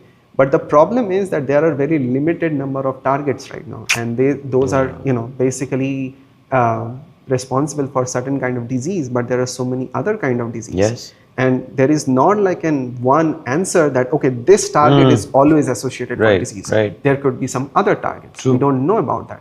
What people are doing right now is that they are just making more molecules for the same target right now. And that is where the wrong capital allocation is really happening. The speed is there for them to do so, but I mean, they're not really hitting the target. Even so, we are also extremely conscious that we will not, we as a company, we also don't want to sit around and just design molecules for forever. What we really want to do, and that's why the one small change in which we started was that, can we steer these models on not only just binding but also on the therapeutic properties as well? Because there are two other things, you can think of the molecule design is in the middle. The first is where you really want to target the molecule on, which is understanding the biology, understanding the disease. That is where AI really sucks. And the second part is predicting the outcome, the preclinical outcome. That is also where AI very much sucks. And it is just so like an irony. Even we are seeing the early dawns of AGI right now. We are still not people are still relying on regression systems to predict these properties like toxicity or absorption distribution or something like that.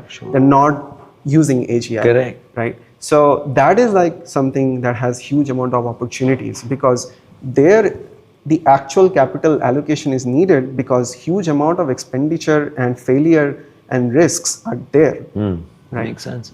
No, in terms of the way, and thank you so much for that, in terms of the way you've kind of elaborated and explained the entire thing, it makes a hell of a lot of sense in terms of what you're talking about. Then, it got me thinking while you were going ahead and explaining it to us, that, there are these fabulously experienced scientists, for example, right?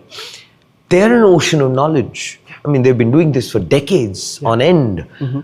And there's no, surprise that, let's say a discovery drug ends up taking somewhere in the range of about 13 years, 14 years, 15 years, right? Sure. So clearly, as you were talking about it, you go about a certain molecular perspective, understanding, you're like, okay, wait a minute, there's no point in scaling this, let me try this. Hence the time perspective. Exactly. But it is every time a calculated decision which is being taken even by the human aspect, these institutions of knowledge. So what's your thought as far as that is concerned, in terms of the fact that there would be critiques when it comes to AI, because you've worked very closely in the system. Yeah, I also critique it. Yeah, which is good, because in my head, that's how you evolve. Yeah. So that is one faction, which is the critiques. What is their entire sentiment towards this? And also, there's another faction where people are saying, okay, wait a minute, we can impart our knowledge to assist in terms of trying to fast track situations. Is there that conversation starting to take place? Yeah, we see every day that on Twitter for sure. And in general, there is a cultural shift, it's a more of a paradigm shift that needs to happen right now. And it's very obvious that, like for example, for us developers or who actually come from computer science, right? We have much more deterministic or sort of a like understanding that, oh, I did something, I want an outcome right now. Correct. But for biologists or for anyone who is, like, or even for physicists, right? They are very patient, and you need to be. You need to be, right? Don't have a choice. So what is really happening right now is this culture disbalance or imbalance, where AI, a lot of AI folks are sort of creating a lot of noise where they just think that if I throw an AI model, it's just going to work, but it doesn't work like that way. Sure. And what is happening is because that is creating the distrust among the community of biologists, which is creating a slow adoption. We are seeing that, and when we talk to biologists, we first put our hands up that, hey, we don't know anything. Yeah, we don't know anything. We want to understand from you. Sure. Our goal is same. We want to get a solution. So let us understand the domain much. Let's respect the domain better, and then we can sort of slowly understand in which part or in which. And that's the right way to approach exactly. it. Correct. So I think that is happening, but in a very slow rate. But I'm very optimistic that it's going to be happen very sure. It's just like we are in a very early stage of the whole thing. Do you enjoy watching sport?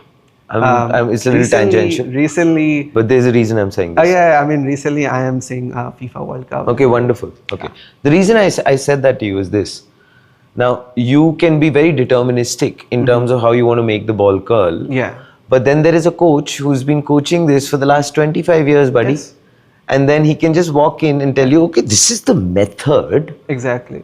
But then what he brings in terms of his legacy, he says, okay, listen, just shift the balance maybe this much a little. Exactly. Get my point? Yes. That's why I said this. And this is so true because, these labs are getting automated, right? But experimentation, like for example, if you have taken a beaker and you have, added some set of liquids, the amount of rotations that you are really doing, these are very small things. And I'm so excited when I'm seeing startups who are just monitoring these, by the way. Wonderful. Right? These intricacies that, okay, and these will actually transfer the, human knowledge to these systems so that it can actually scale better, right? So yeah, I think that's something. That's, I think, a wonderful point, to be honest. I think that marriage has to take place. Yes. That bridge has to come. Exactly. Okay. Which then brings me to this. A promising molecule still has to survive laboratory testing, clinical trials, and regulatory scrutiny, which I think is the final one is very important. Yeah. Now, where does AI's advantage become weakest between designing a molecule and getting an actual medicine to a patient? I'm pretty sure that is one little conundrum that you always end up debating. Yeah, I think as mentioned right before, one was always understanding the disease or biology, and the second is obviously the second thing, to really predict or forecast that system. Now, AI is getting useful in a lot of operational challenges. Like for example, like, in order to design a clinical trial or really choosing a patient or doing a lot of this documentation filling, so those are certain areas. So the laborious work, would you say that? Yes. Okay. And even though that is like a very huge small percentage, but it's still some percentage which is creating this efficiency. Fair point. Better. But in terms of scientific parts, we are still sort of have some long way to go, because we still can't really understand the translational biology. So the translation is basically, we start having let's say an in silico molecule, which is in computation or in the computer, and then we slowly start to translate that into in vitro, and then all the way to let's say rats and mouse, and then we need to translate that to humans. Right? So this translational biology, where we can sort of really predict that, these are some questions that, okay, is that molecule really going to solve the disease? Is that molecule can cause some other kind of effects, which are the side effects, by the way. That's where you need to take other drugs. Agree. Right? Is that molecule, how much dose I really need to take that molecule, right? And then there are sort of huge amount of, we call it the set of expensive questions. And what we really need to see, and the next set of AI systems really need to simulate this. What is happening is that a really good biotech first approach has been taken now, which is not AI first. Nice. Which is like for making, because I think everything can't be really solved using AI, because AI is just a predictive system in the end of the day, right? It essentially is patterns. Yeah, it's just essentially, if there is no patterns, what patterns are you really going to learn? Correct. Right? So people are now creating like, organoids, right? They are creating sort of like biological circuits in the laboratory so that they can sort of simulate how a drug can interact. And I think that is a huge amount of unlock, because the data that will come out from there can be used for the pattern learning that we really want to in the end of the day. We don't want to scale organoids. We want to scale the data that is coming from the organoids so that we can really predict out, and make a predictive systems. So what is important is that we should not just like only talk about AI. I think that's where I am very personally invested, and I want to learn more about like the domain more, because I think a huge amount of unlock is already there. People have already made it. It's just not out there yet properly. So, which is the right approach. I agree with you fully and completely on that. And especially coming from you, who is of course a computer science graduate, etc. I mean, that's wonderful that you've been able to kind of unlearn so many things about yourself, because I think that's what's needed. Yeah, it has been a journey for sure. Right. I was also arrogant like that before. But I think it's trust me, sir. Medicine does humble you in a big way. It does humble. It does humble you a lot. Which is nice, but that's a good thought that you've kind of brought out. That biotech first approach any day a better way to kind of come to a solution maybe. Now, as far as drug discovery is concerned, now if Lightfold succeeds, what actually changes for, let's say, a patient? As far as that is concerned, let me just throw that out there. And could this mean faster treatments, more targeted medicines, fewer side effects, or disease we currently struggle to treat becoming more treatable? That is the end goal. But let's say with the new model coming about now, what do you feel would be probably the phases in which it will start to unfold? Yep. I think it's the question of actually the next 5 years where Lightfold can actually be truly something helpful for the humanity. Now that could happen in the way in which we can sort of like, we would be proceeding. Right now we are proceeding more as a company, like we are sort of helping more other companies to accelerate their R&D. Okay. So it's more like a second line of sort of impact, where if we are accelerating them, their acceleration would be essentially helpful. Right, but our eventual goal is to also, let's say, make our own IPs eventually. Nice. But the way in which we are approaching, because I think we are a very not really that mature company per se, and we are very okay with that. What we really want to understand is that we are taking these bets. For example, these are learning in different representations, or understanding biology through some different lens of eyes. But at the same time, helping these enterprises at the same time to understand what it really takes operation wise and where are the real bottlenecks is, so that our team can eventually be capable enough to start their own, let's say, programs, and then at the same time, contribute something to the humanity. In my head, if you honestly ask me, maturity has nothing to do with anything, to be honest. Yeah. It is the way you approach it. Exactly. Right? And if you're approaching a situation in the same mundane manner, then well, pretty much you're going to just end up on the losing side. But that at least is something which I've kind of noticed it through our conversation, that at least the approach is very fresh. You want to have a very different sort of an understanding, which I think will help. Yeah, and in the end of the day, we want to solve problems. We want to do two things. We want to understand biology. That's the first thing. And the second thing is that we want to forecast any form of, let's say, occurrence. Right? It's like this, right? Let's say, you're making a weather prediction system. Correct. Now, you might, like, the real world data that might look like is like, you can get a huge amount of tables that will have like a time series data, and it will contain that, oh, Monday, this was like the wind currents, this was like all of these different type of data which is out there. People are gathering those kind of data, but maybe what is really important is just to simulate the whole Earth. That has a lot of other downstream effects. You can sort of predict disasters, you can predict the weather, you can do a lot of things. NVIDIA and DeepMind, by the way, did that. Yes. And that has been like a huge step change. So what we really want to do is that, can we virtualize, let's say, the same thing in biology? And that can have a lot of downstream effects in terms of doing Makes predictions sense. or creating new molecules, designing them, and all of those things. It's about the approach, according to me. So, interesting that you just mentioned the weather system, right? Right. I was having a conversation with Mr. Nikhil Malhotra, who's the head of innovations at Tech Mahindra. So, the conversation came, this bit came about, and he said something which I thought fascinated me. They apparently went ahead and built a weather prediction model, which he was telling me about, based on the Hindu Panchang.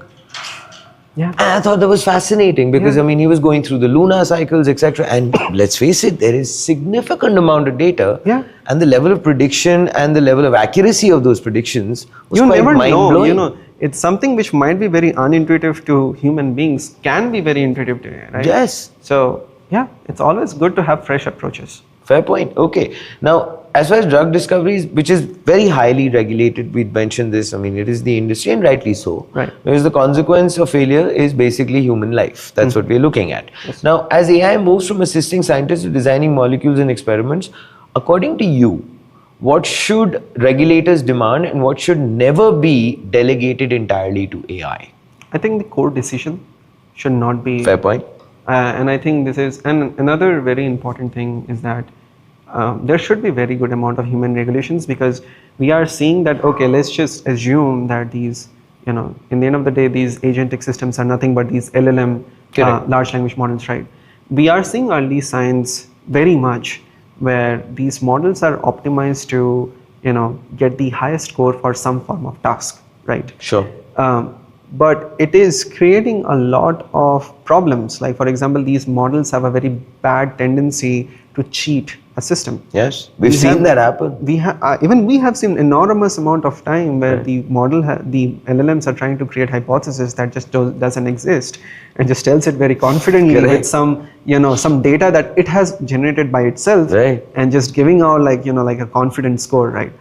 It's bad, and if that happens in the real world, it's scary. It's very, very scary, right? So I don't think so that we should just celebrate autonomy that much at this point right now, at least when you're deploying to systems that can sort of like which is like so very important. Sure, like there should be gates. Like, for example, there should be different forms or different stages of the whole development cycle, and wherever the autonomy is required, it should be there with proper regulations, and human should be there every time.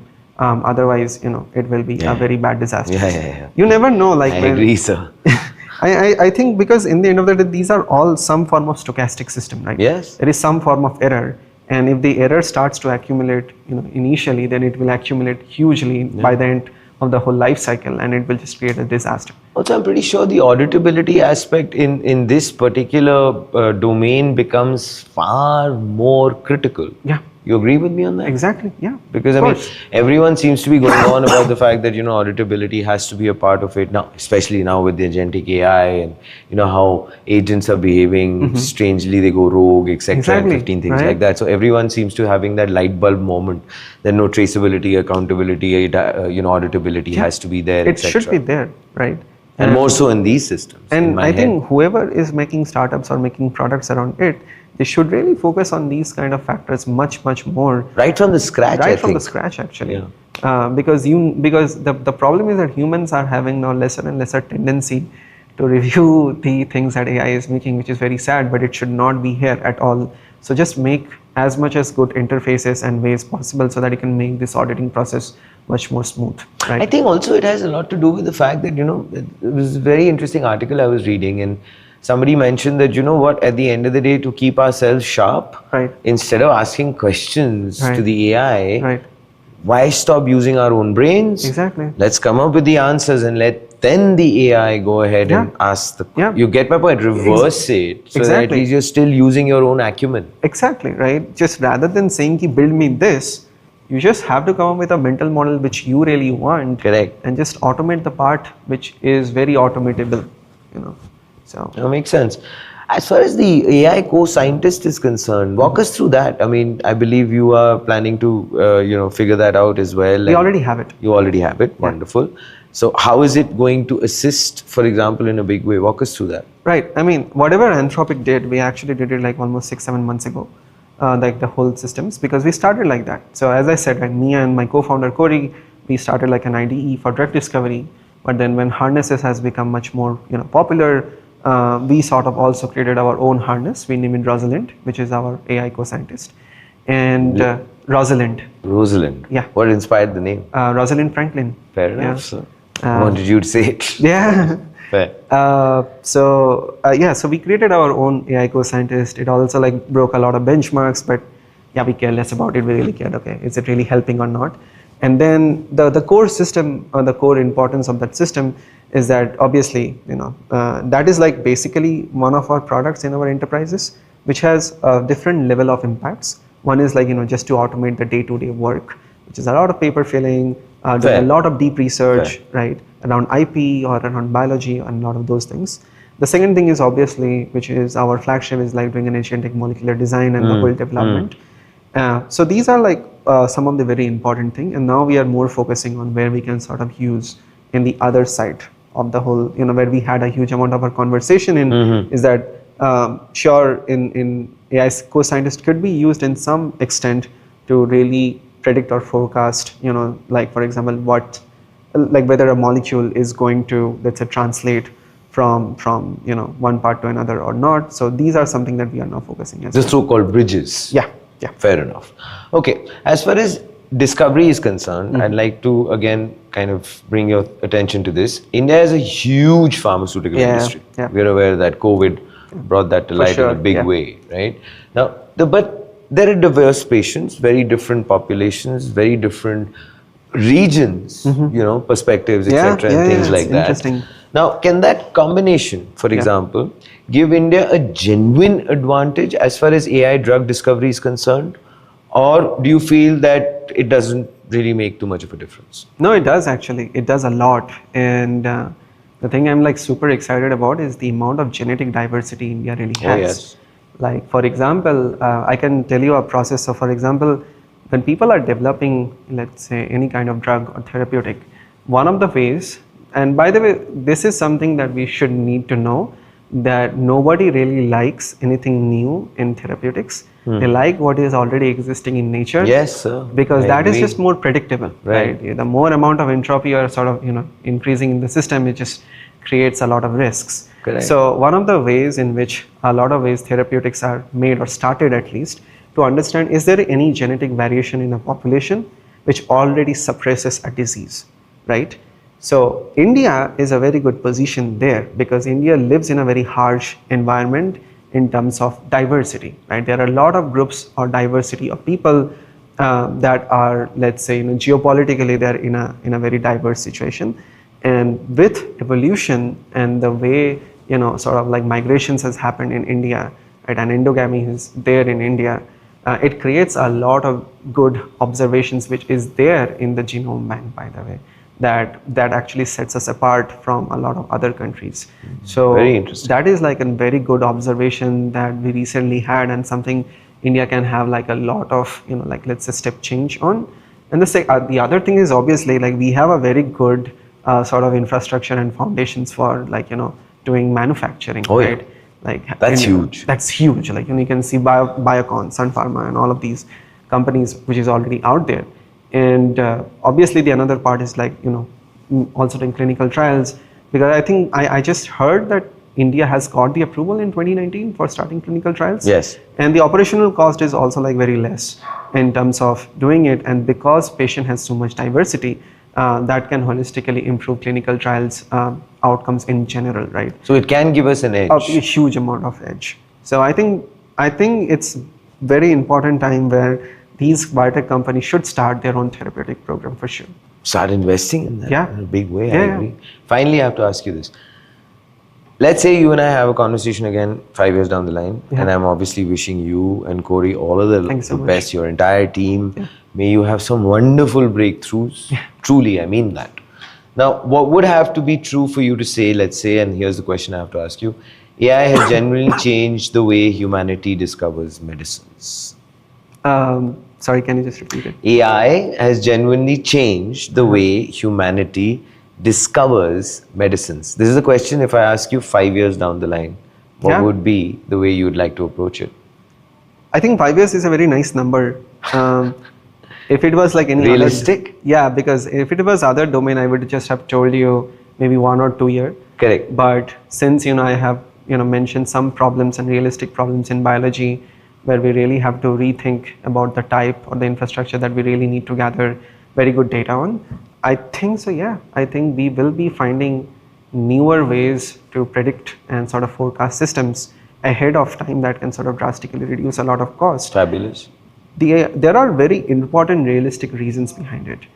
The reasons are because this is the first time we are saying that people from technology are coming up and they are having a very different approach. You can see Tahoe. Tahoe has open sourced. Beautiful, I thought. That was wonderful. Thing. Priscilla Chan's company, BioHub, right? It's an organization where they are trying to understand biology from ground up, and they are giving, I think, almost $100 million of, I think, grants or just money to all the research institutes across the world, which just holds so much of alpha. It was not possible before because biotech as a community and as a set of companies, they had a very different approach of just keeping things in silos. So because of this, very fundamental change of how people are treating to this problem and deploying the capital, it is very much possible, and I'm very optimistic that we may find something very, very good breakthroughs. NVIDIA has invested in $1 billion as far as the biolab is concerned. Yes. Exactly, right? So because of these reasons, I think it's very realistic to say that, to be very optimistic about the next 5 years and to find cures and maybe, drug some very undruggable diseases. So, yeah. Fair point, sir. You've talked about cost, you've talked about all of that. I'd just like to add my little 2 cents to it. Of course. It can change the very course of someone's life who has been struggling with something, and reduce timelines can honestly go ahead and make a life far more enriched. Yeah. I think that I truly is the final goal. Yeah, that is the goal. Yeah. Right. Which is encouraging that you mentioned the fact that it's not just a cynical way that you're going ahead and viewing this. I do understand, yes, profitability is important, etc., etc., etc. But it's nice that finally AI and tech is being used, and at least there is that, attention to detail now, which is now okay. Let's actually start using it towards bettering of humanity. That's a good thing. Yeah. Fabulous. Awesome. Truly a pleasure having you with us on Front Page today. Thank you so much. And wishing you and your partner all of the best. Thank you. And the entire team. Yeah. And the fact that you are based out of Bengaluru, he's based out of Boston. Yeah.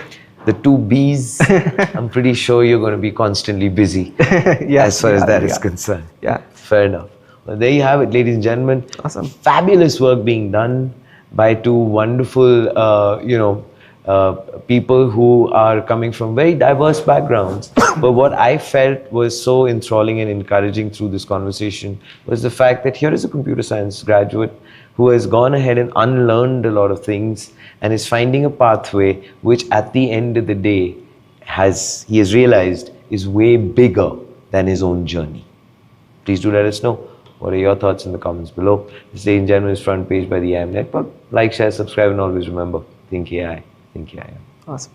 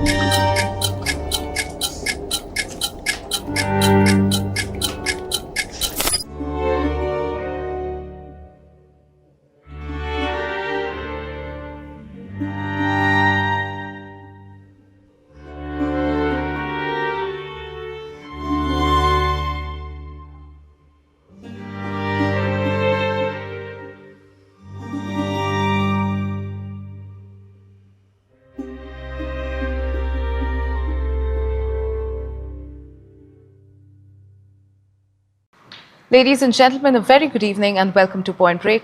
I'm Antara Gupta. Just a few days ago, on the occasion of National Space Day, Prime Minister Narendra Modi sat down with the founders and the CEOs of 20 Indian space startups. In fact, in our previous two episodes, we spoke with the founders who were in that very room. We debated Earth observation, climate risk modeling, and orbital sustainability. Today, we are taking that conversation one step further. And the question is, can India convert space technology into reliable intelligence that governments and businesses and communities can act upon? India already possesses satellite weather information, agricultural records, and an expanding private space ecosystem. But possessing data is not the same as being prepared. A flood forecast is valuable only if it reaches the district administration in time. Agricultural intelligence, for that matter, would matter only if it changes what a farmer does next. One company, in fact, is attempting to build this decision layer, which is Vasar Labs. Their platforms combine satellite imagery, AI, and LOT sensors across water management and agriculture. Joining us today, in fact, is Nikhilesh Kumar, who is the co-founder and CEO of APAC at Vasar Labs. And alongside him, we have Lieutenant General Anil Kumar Bhatt, retired Director General of the Indian Space Association. At ISPA, in fact, General Bhatt works across the industry policy interface, continuously emphasizing self-reliance and the growing role of space and AI in India's strategic decision-making. Nikhilesh, Lieutenant General Bhatt, welcome to Point Break. Thank you. Thank you. True pleasure, sir. All right. I want to start with what really happened in that room with Prime Minister Modi. And Nikhilesh, I want to start with you first. You were in that room with the PM just a few days ago. The meeting placed huge emphasis on making space useful for agriculture and disaster management. What is it that you discussed with him regarding Vasar Labs, and what is that, one mandate or one thought that sort of stayed with you after you walked out of that room? If you could tell our viewers, please. Yeah, I would first of all thanks InSpace for giving us that opportunity to interact with Honorable PM, sir. And it was a great moment for us to talk about what we were doing and present to him. Unlike in the space sector, you see rockets being launched, satellites being put to space and in orbit, and that ecosystem, which is very tangible. What we actually do is people are sending satellite and rocket to the space, but we are bringing the data from space to down. And how we combine that with different other data sets, geospatial data from the ground, which are sensors, stations, and then translate that into something which is put to common use. And that is what I was telling to PM sir, and he was very attentive and in fact engaged a lot. The moment I talked about that we are taking this technology, for us the rocket launch moment in fact is when farmers use this technology for making a decision for his or her farm. And that's what is happening. We are almost enabling close to 1 crore farmers in doing so. And that was something which really was intriguing to him.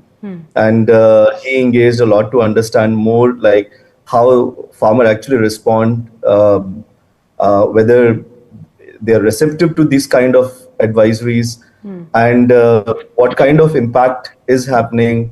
He asked specific question related to fertilizer, where I explained in one of the state in Andhra Pradesh, under the leadership of Honorable CM Chandrababu Naidu, this has been put to scale use, where fertilizer distribution is happening at every farm level, and based on the farmer's land and crop, quota is being decided. And the impact is that there has been a significant reduction in the fertilizer use, which basically makes India more reliant in terms of we have a lot of import dependencies when it comes to fertilizer.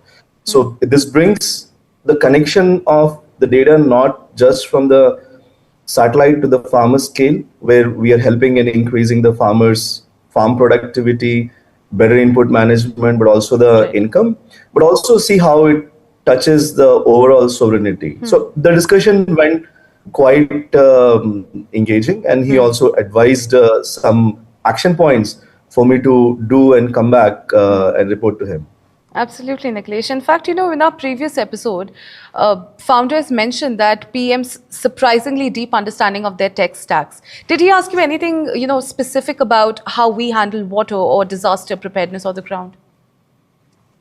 I think I had another opportunity where beyond the roundtable, because roundtable was a 1 minute session, which I think in my case got exceeded to a couple of minutes maybe. But I had an opportunity to meet him outside the room with an exhibit, and where I was talking to him how actually I made a poster for him where I wanted to show him how the satellite data actually looks for a common people, and when it translates into an actionable insight, how does it look?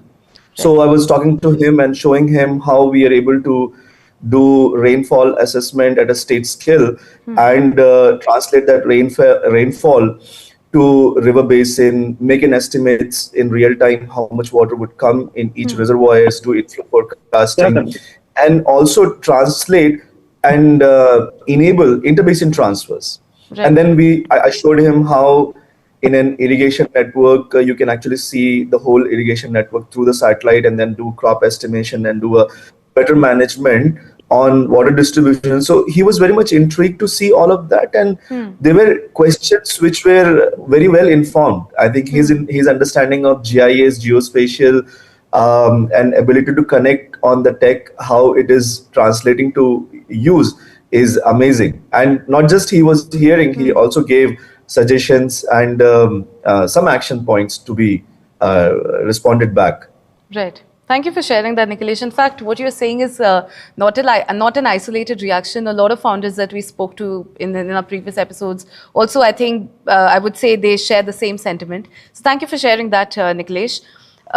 Lieutenant General Bhatt, when Prime Minister explicitly asks space companies to, focus on problems affecting ordinary citizens, does that sort of signal a deliberate shift in India's space policy? Are we officially, moving away from just building hardware assets towards, creating, I would say, everyday applications?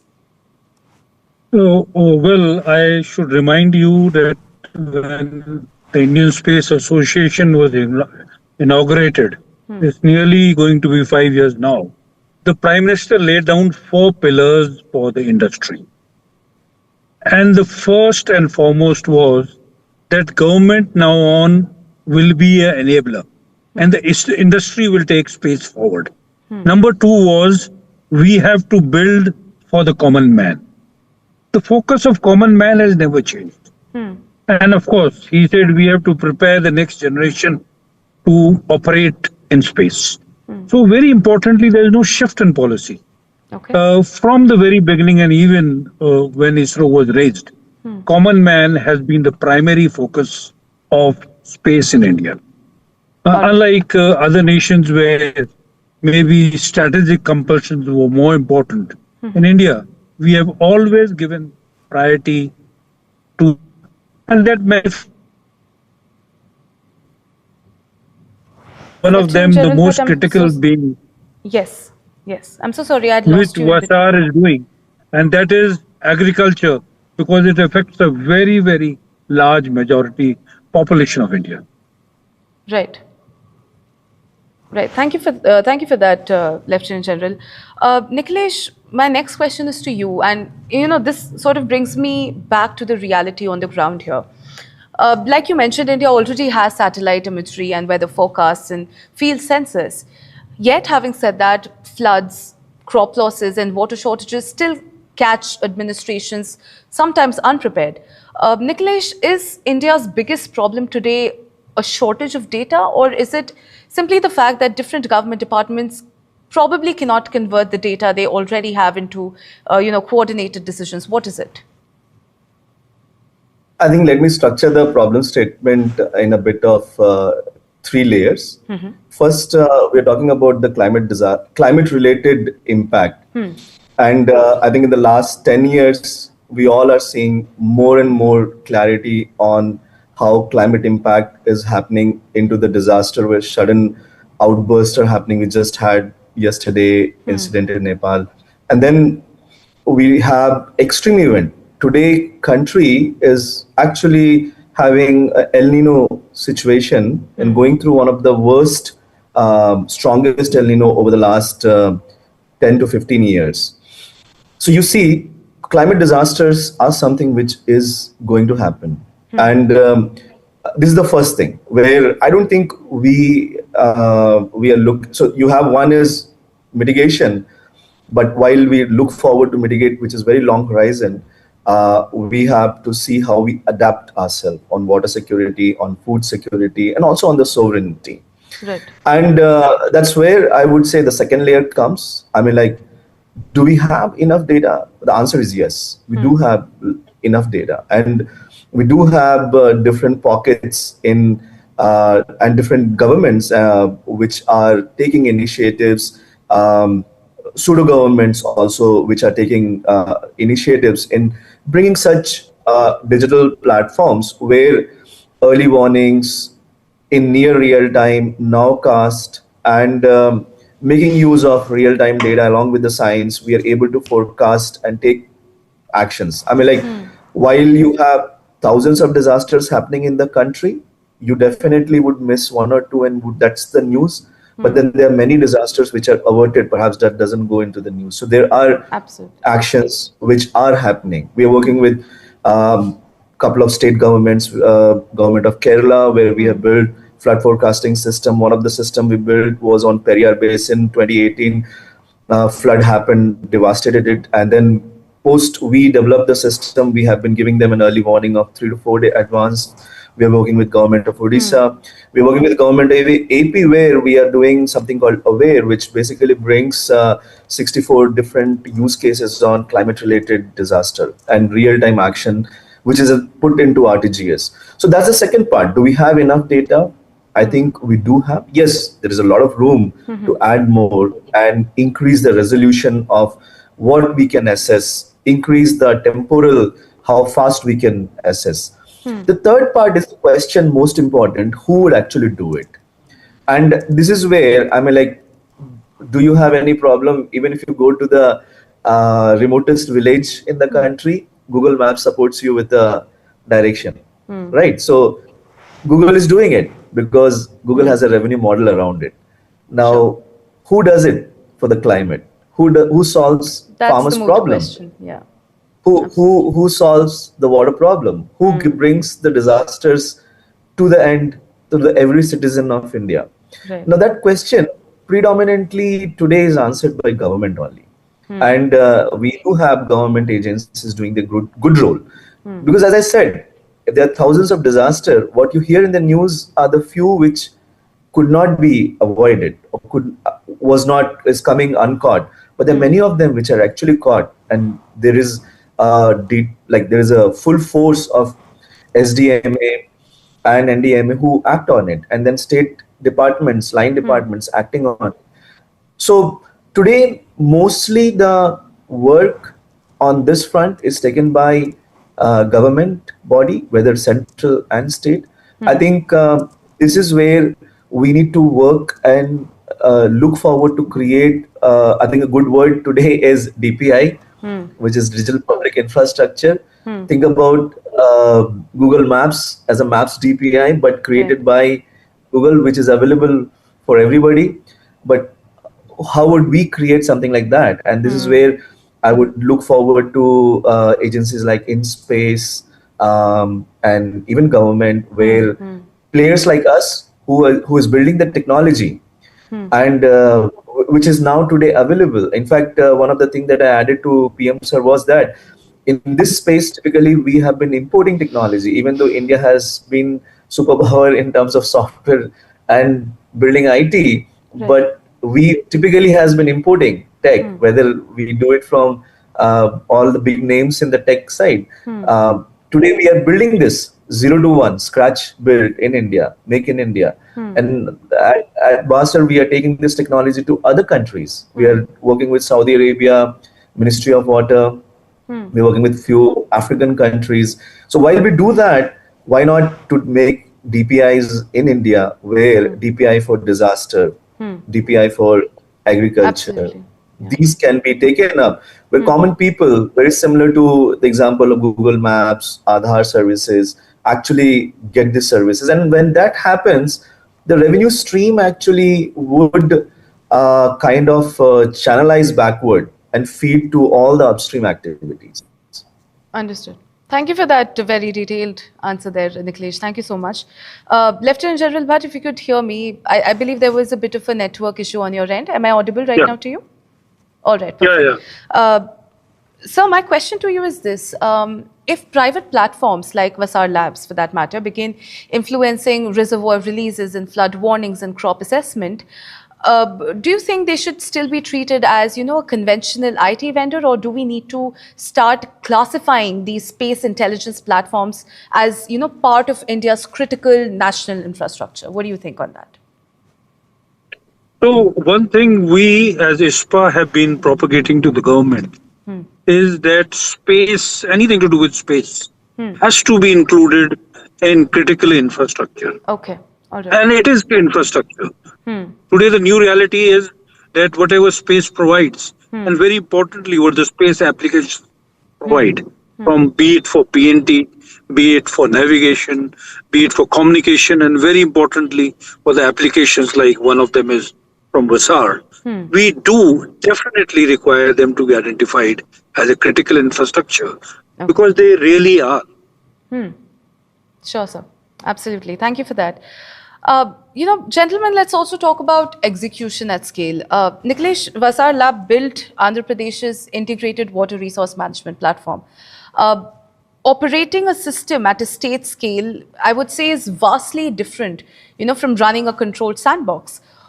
What has operating that really taught you that would never become, I would say, visible during a pilot project? I think that's an answer. It will be very difficult to answer in such a small interview.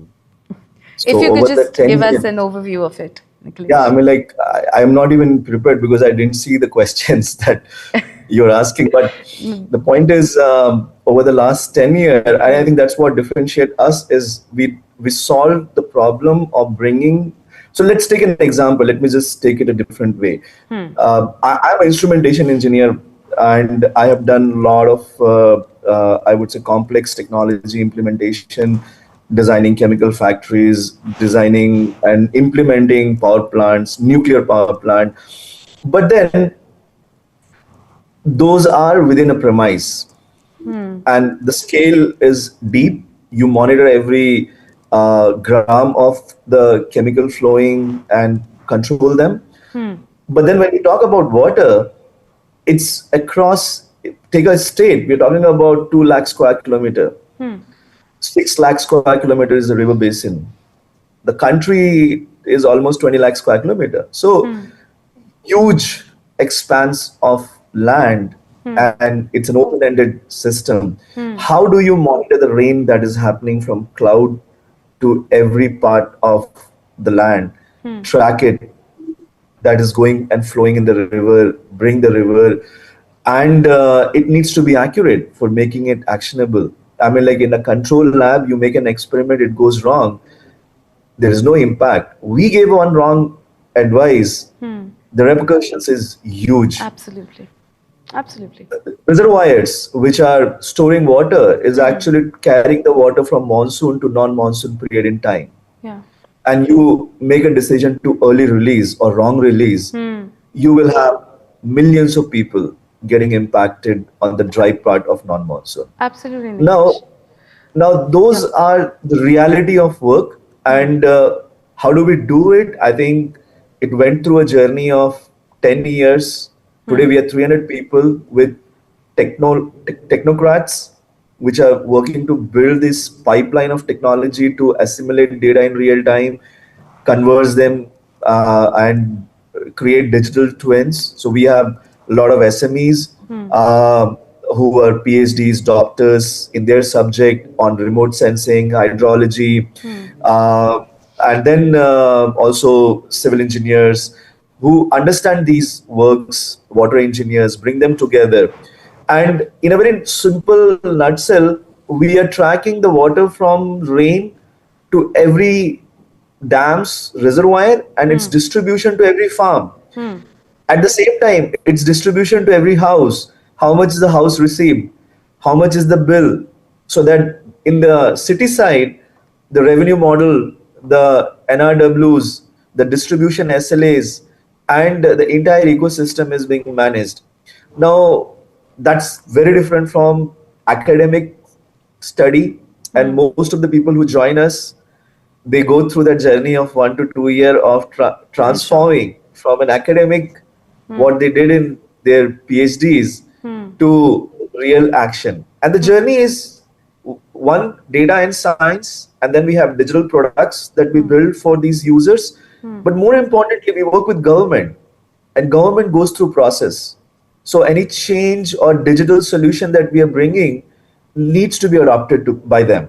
So there is a process of implementation cycle that also is done with our team who works with them on site and enable that process. So yeah, I mean, like it has been a journey of how this, what can be done in a lab is actually done at a country scale, and not just at a country scale. We talk about in the hands of farmers. So more than 1 crore farmers getting service from our and directly using in their apps through AI voice assistant. So technology flowing all together, but then it needs to translate to what the farmer is looking for. Right.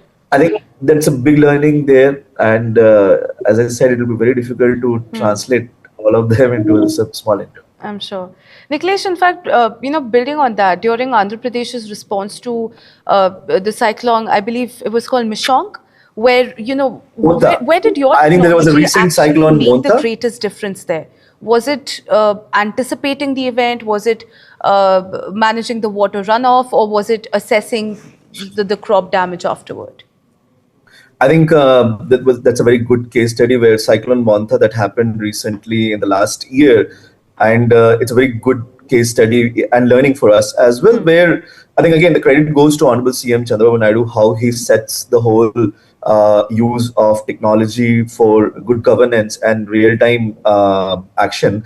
Where we were working in 3 different departments, where we have built one which is Aware, which is sitting in RTGS, which basically has been giving an early advance 10 to 15-day warning on where the cyclone would come, what would be the potential path, and where the damages would happen. And that damages were downscale at a individual village and block level, and block level action plans, which blocks would get how much rain, how much wind, which are the crops standing right now in the farmer's field, which actually will get damaged. So pre-advance, 2 weeks, these plans were disseminated for taking action at the last mile field functionary level.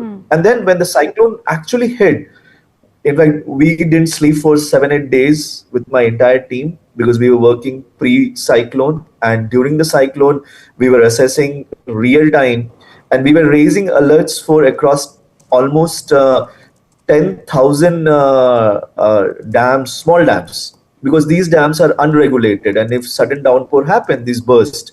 So we were estimating real time how much inflows would be coming, which dams are going to have a situation of critical, so that they release, and we were giving very precise advisories at individual lake dam level, and this was happening at a frequency of every 1 to 3 hours. And then post cyclone, the damage did happen. You cannot control a cyclone, so even though you can prepare yourself, you can avoid it, but damage would happen. So in just 5-day period, our system also helped in tracking which farms were inundated, and using the system that we were working with the AP Agriculture Department, they were able to translate the assessment at the farm scale to disbursement of the relief in just 5-day period. So that's the power of technology, connecting preparedness on such a massive cyclone event at the last mile level, monitoring while it is happening, and preparing and avoiding dam breaks. I'm sure our advisories which were raised, there were few breaches, but as I said, you hear what breach, you don't hear which got saved. And we raised advisories for more than 30 to 40, which were in critical, where they released water to avoid dam breaks. And towards the last side is giving quick relief to the farmers who basically had damages. So it was a great case study for us, learning experience, which can be replicated across many states in India. Absolutely. Thank you for that, Nikhilesh. Let's also talk about the business model here. Antara, I would just like to add on what Nikhilesh says. Yeah. If you go back 20 years back, the focus was to save lives when a cyclone had to take place. And you hoped that you came to know the right place where the cyclone was taking place. There were people we lost in thousands. Yes. And we have now moved to where Nikhilesh was looking at saving fields. Yes. Human life, we have been able to protect it totally. What an achievement. Absolutely. What a delivery from space, which has really gone places. My compliments to what Sir does. In fact, I would just like to add what Sir said. If space data is not used, let me just add how space was used here. I didn't do that. We were able to track cyclone using global climatic model, which is again coming from space data. We were able to track at every 30 minutes using geostationary satellite, which provide real-time cloud information, and we generate nowcast from it. Using ground radars also, we fuse them, but that happens every 30 minutes and 15-minute cycle.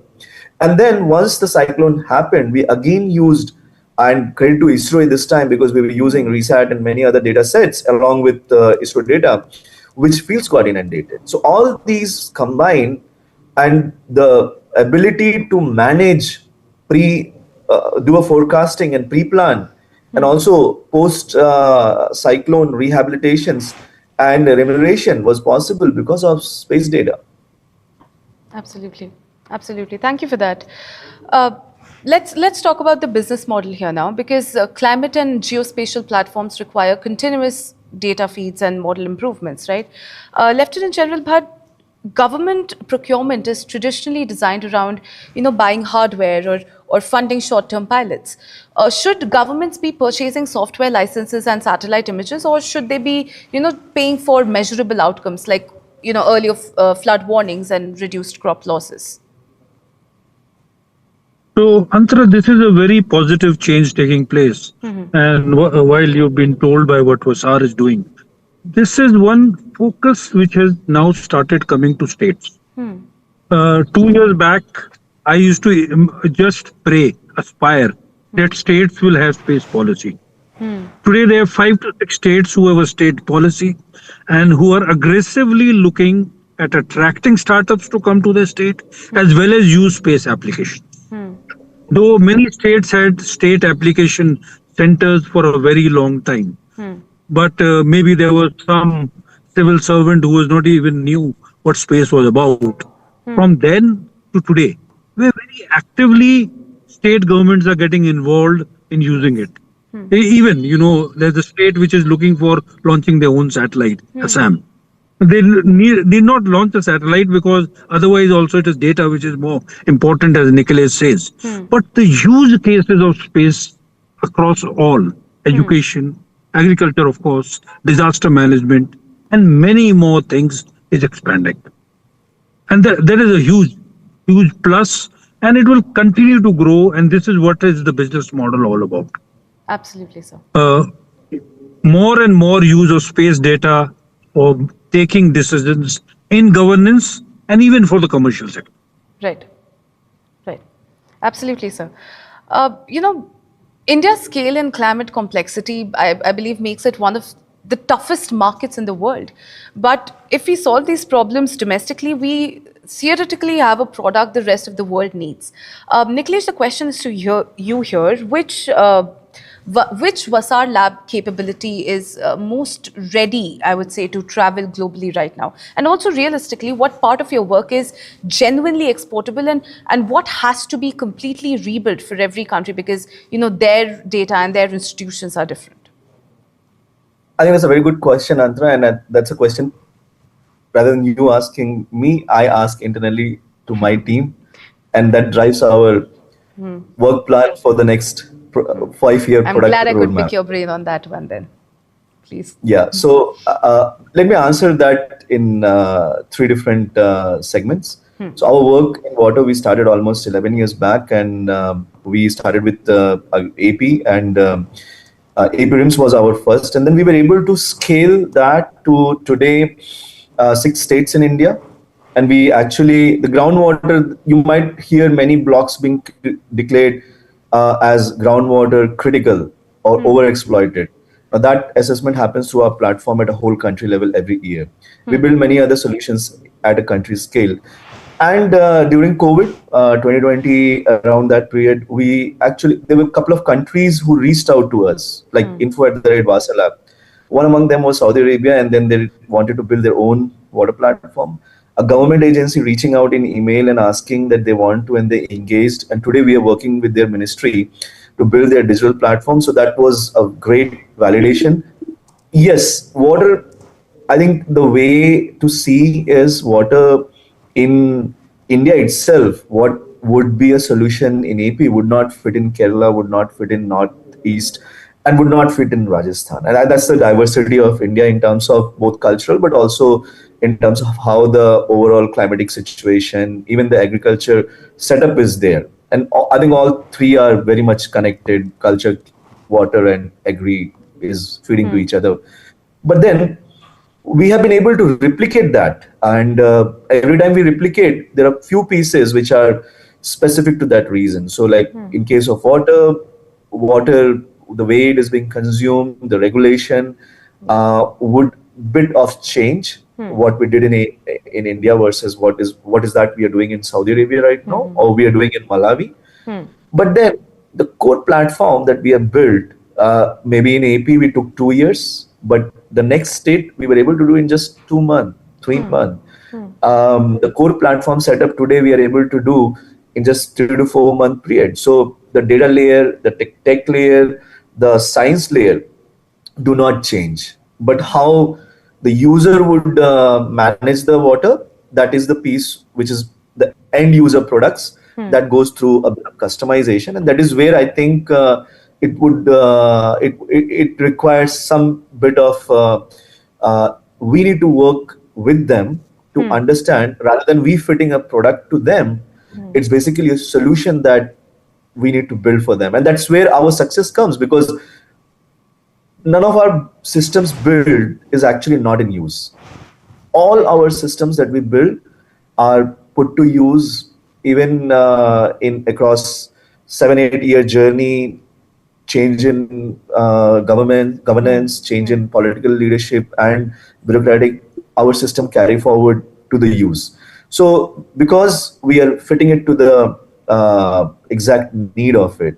The second category is our disaster solution, which is also we have today built. In fact, one of our customer was Swiss Re, where we have built a similar small platform for their internal risk assessment, which was a global use case for them. So that is another one. And even in agriculture that we are doing, agriculture is very deep. It's not like water and disaster, Right. because you have specific crop, there's a crop science, there's a lot of regionality. Science also needs to be rebuilt when we go from one location to another location. Unlike in water, the science stays same. The weather, the science stays same. But in agriculture, based on variety, based on soil, based on agroclimatic change, we need to tune the science also. And what we do is, we are not just building an ERP or a layer of transaction where farmer and other value chain player can transact, but because that part doesn't change too much. But what we are doing is, we are looking to create an impact at the farm level itself, where we increase the productivity, make the farm more climate resilient, and manage the inputs. So while we do that, there are a lot of science goes into it: crop model, soil model, pest and disease model, climate models. And that goes with a bit of change as we move from one region to another. So that's a kind of a, I would say, readiness. Our water platform is quite robust, implemented, tested, one state, many state, India as a country. We have already doing 2 countries. We have inbound, lot of discussions happening with more than 4 countries right now. And similarly, disaster, we're quite ready. We have done for few states. We can scale for the whole of India. But agriculture is where we are doing it, but we are doing it with customization as we go to the next customer. But we surely are on the right path, Nikhilesh. I mean, so many conversations that we have had, and Lieutenant General Sir also made it very, very clear that we have indeed taken a mammoth leap in this particular sector in whole. So I would say we are on the right path. So kudos to the kind of work that you are doing as well. Thank you for that, Nikhilesh. Lieutenant General Bhatt, could downstream applications become India's most distinctive space export here? Instead of, just selling a rocket launch or a raw satellite image, do you think that we could export the entire combined infrastructure of, satellites and analytics and public governance to the global south? Oh, yes. Well, Antara, as a dream, I would see India providing everything: rockets, satellites, Amen to that. applications. But where I see the most opportunity, strength, and economic sense is in applications. Okay. Because after our IT revolution, we have a lot of resilience. We have capabilities to be able to develop solutions along the whole value chain in multiple areas. And one of the challenges which the world faces, not only India, is the requirement of coping with the climate change. Making infrastructure capabilities resilient. And for this, data analysis, and especially space data analysis, will play a very, very important part. Yesterday, 2 days back, Nepal has had a terrible, again, a flash flood because of GLOF. And definitely, solutions will emerge from space and people like Nikhilesh as to how do we protect them. There is not a 2-hour warning, but a 2-day or maybe a 14-day warning that all those people staying in those valleys can be saved. Again, valuable life infrastructure will be saved if because temperature rise is a reality. Climate change is a reality. Absolutely. We know GLOFs will take place. The way these lakes are forming up in the Himalayas, especially in summers. What is most important is adequate warning. It's like a cyclone. It has to come, it has to go through. You have to find answers. How do you mitigate such disasters? And here is I see India leading with it, not only for India, but for the world. All right. Absolutely, sir. Gentlemen, we are almost out of time, so I would have to wrap up this segment, but I do have one final question and I want one final thought from each of you. Niklesh, first to you. You met the Prime Minister as part of a group representing the future of India's space ecosystem. 5 years from now, what must Vasar Labs have achieved for you to feel that you delivered on that ambition that was discussed in that room with the Prime Minister?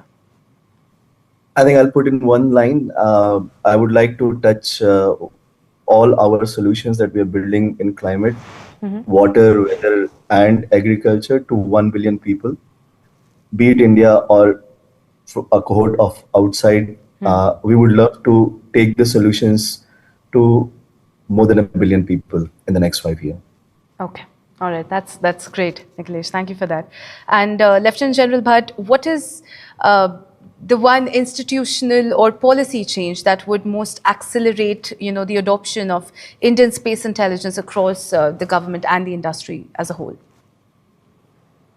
So we have our aim laid clearly: make for India, make for the world. And where I would like the government's intervention is not only regulations in India, but helping our companies, helping our startups to go global. Because many of these things will open more doors if it is G2G, government to government. And the way the Prime Minister has sees this sector, Yes. a sector of growth, opportunity, and putting India on the high table, thanks to ISRO, where it started and now being taken by this generation forward. This is where the government support would be most. 1, assured demand. 2, financial support. And 3, government to government links. Got it, sir. Thank you, sir. Thank you for that.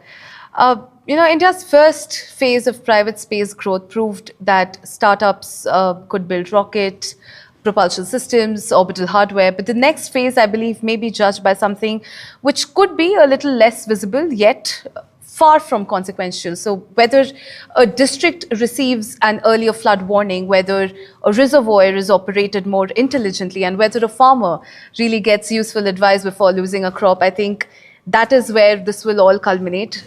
Gentlemen, thank you so much for your time. This has been a very invigorating, very educational conversation. Thank you so much for your time. And please excuse us for all the technical problems that we faced right at the start of the episode. But I think this has summed up the episode really beautifully. I think we are on the right track. We have made a mammoth-sized leap in this sector especially, and now with, I wouldn't say ISRO is taking a step back, but it is time for the private space sector to shine as well. So ladies and gentlemen, and everybody who has tuned in right now, this was Lieutenant General A.K. Bhatt, and this was Niklesh Kumar with me. Thank you for watching Point Break. I'll see you again in the next episode.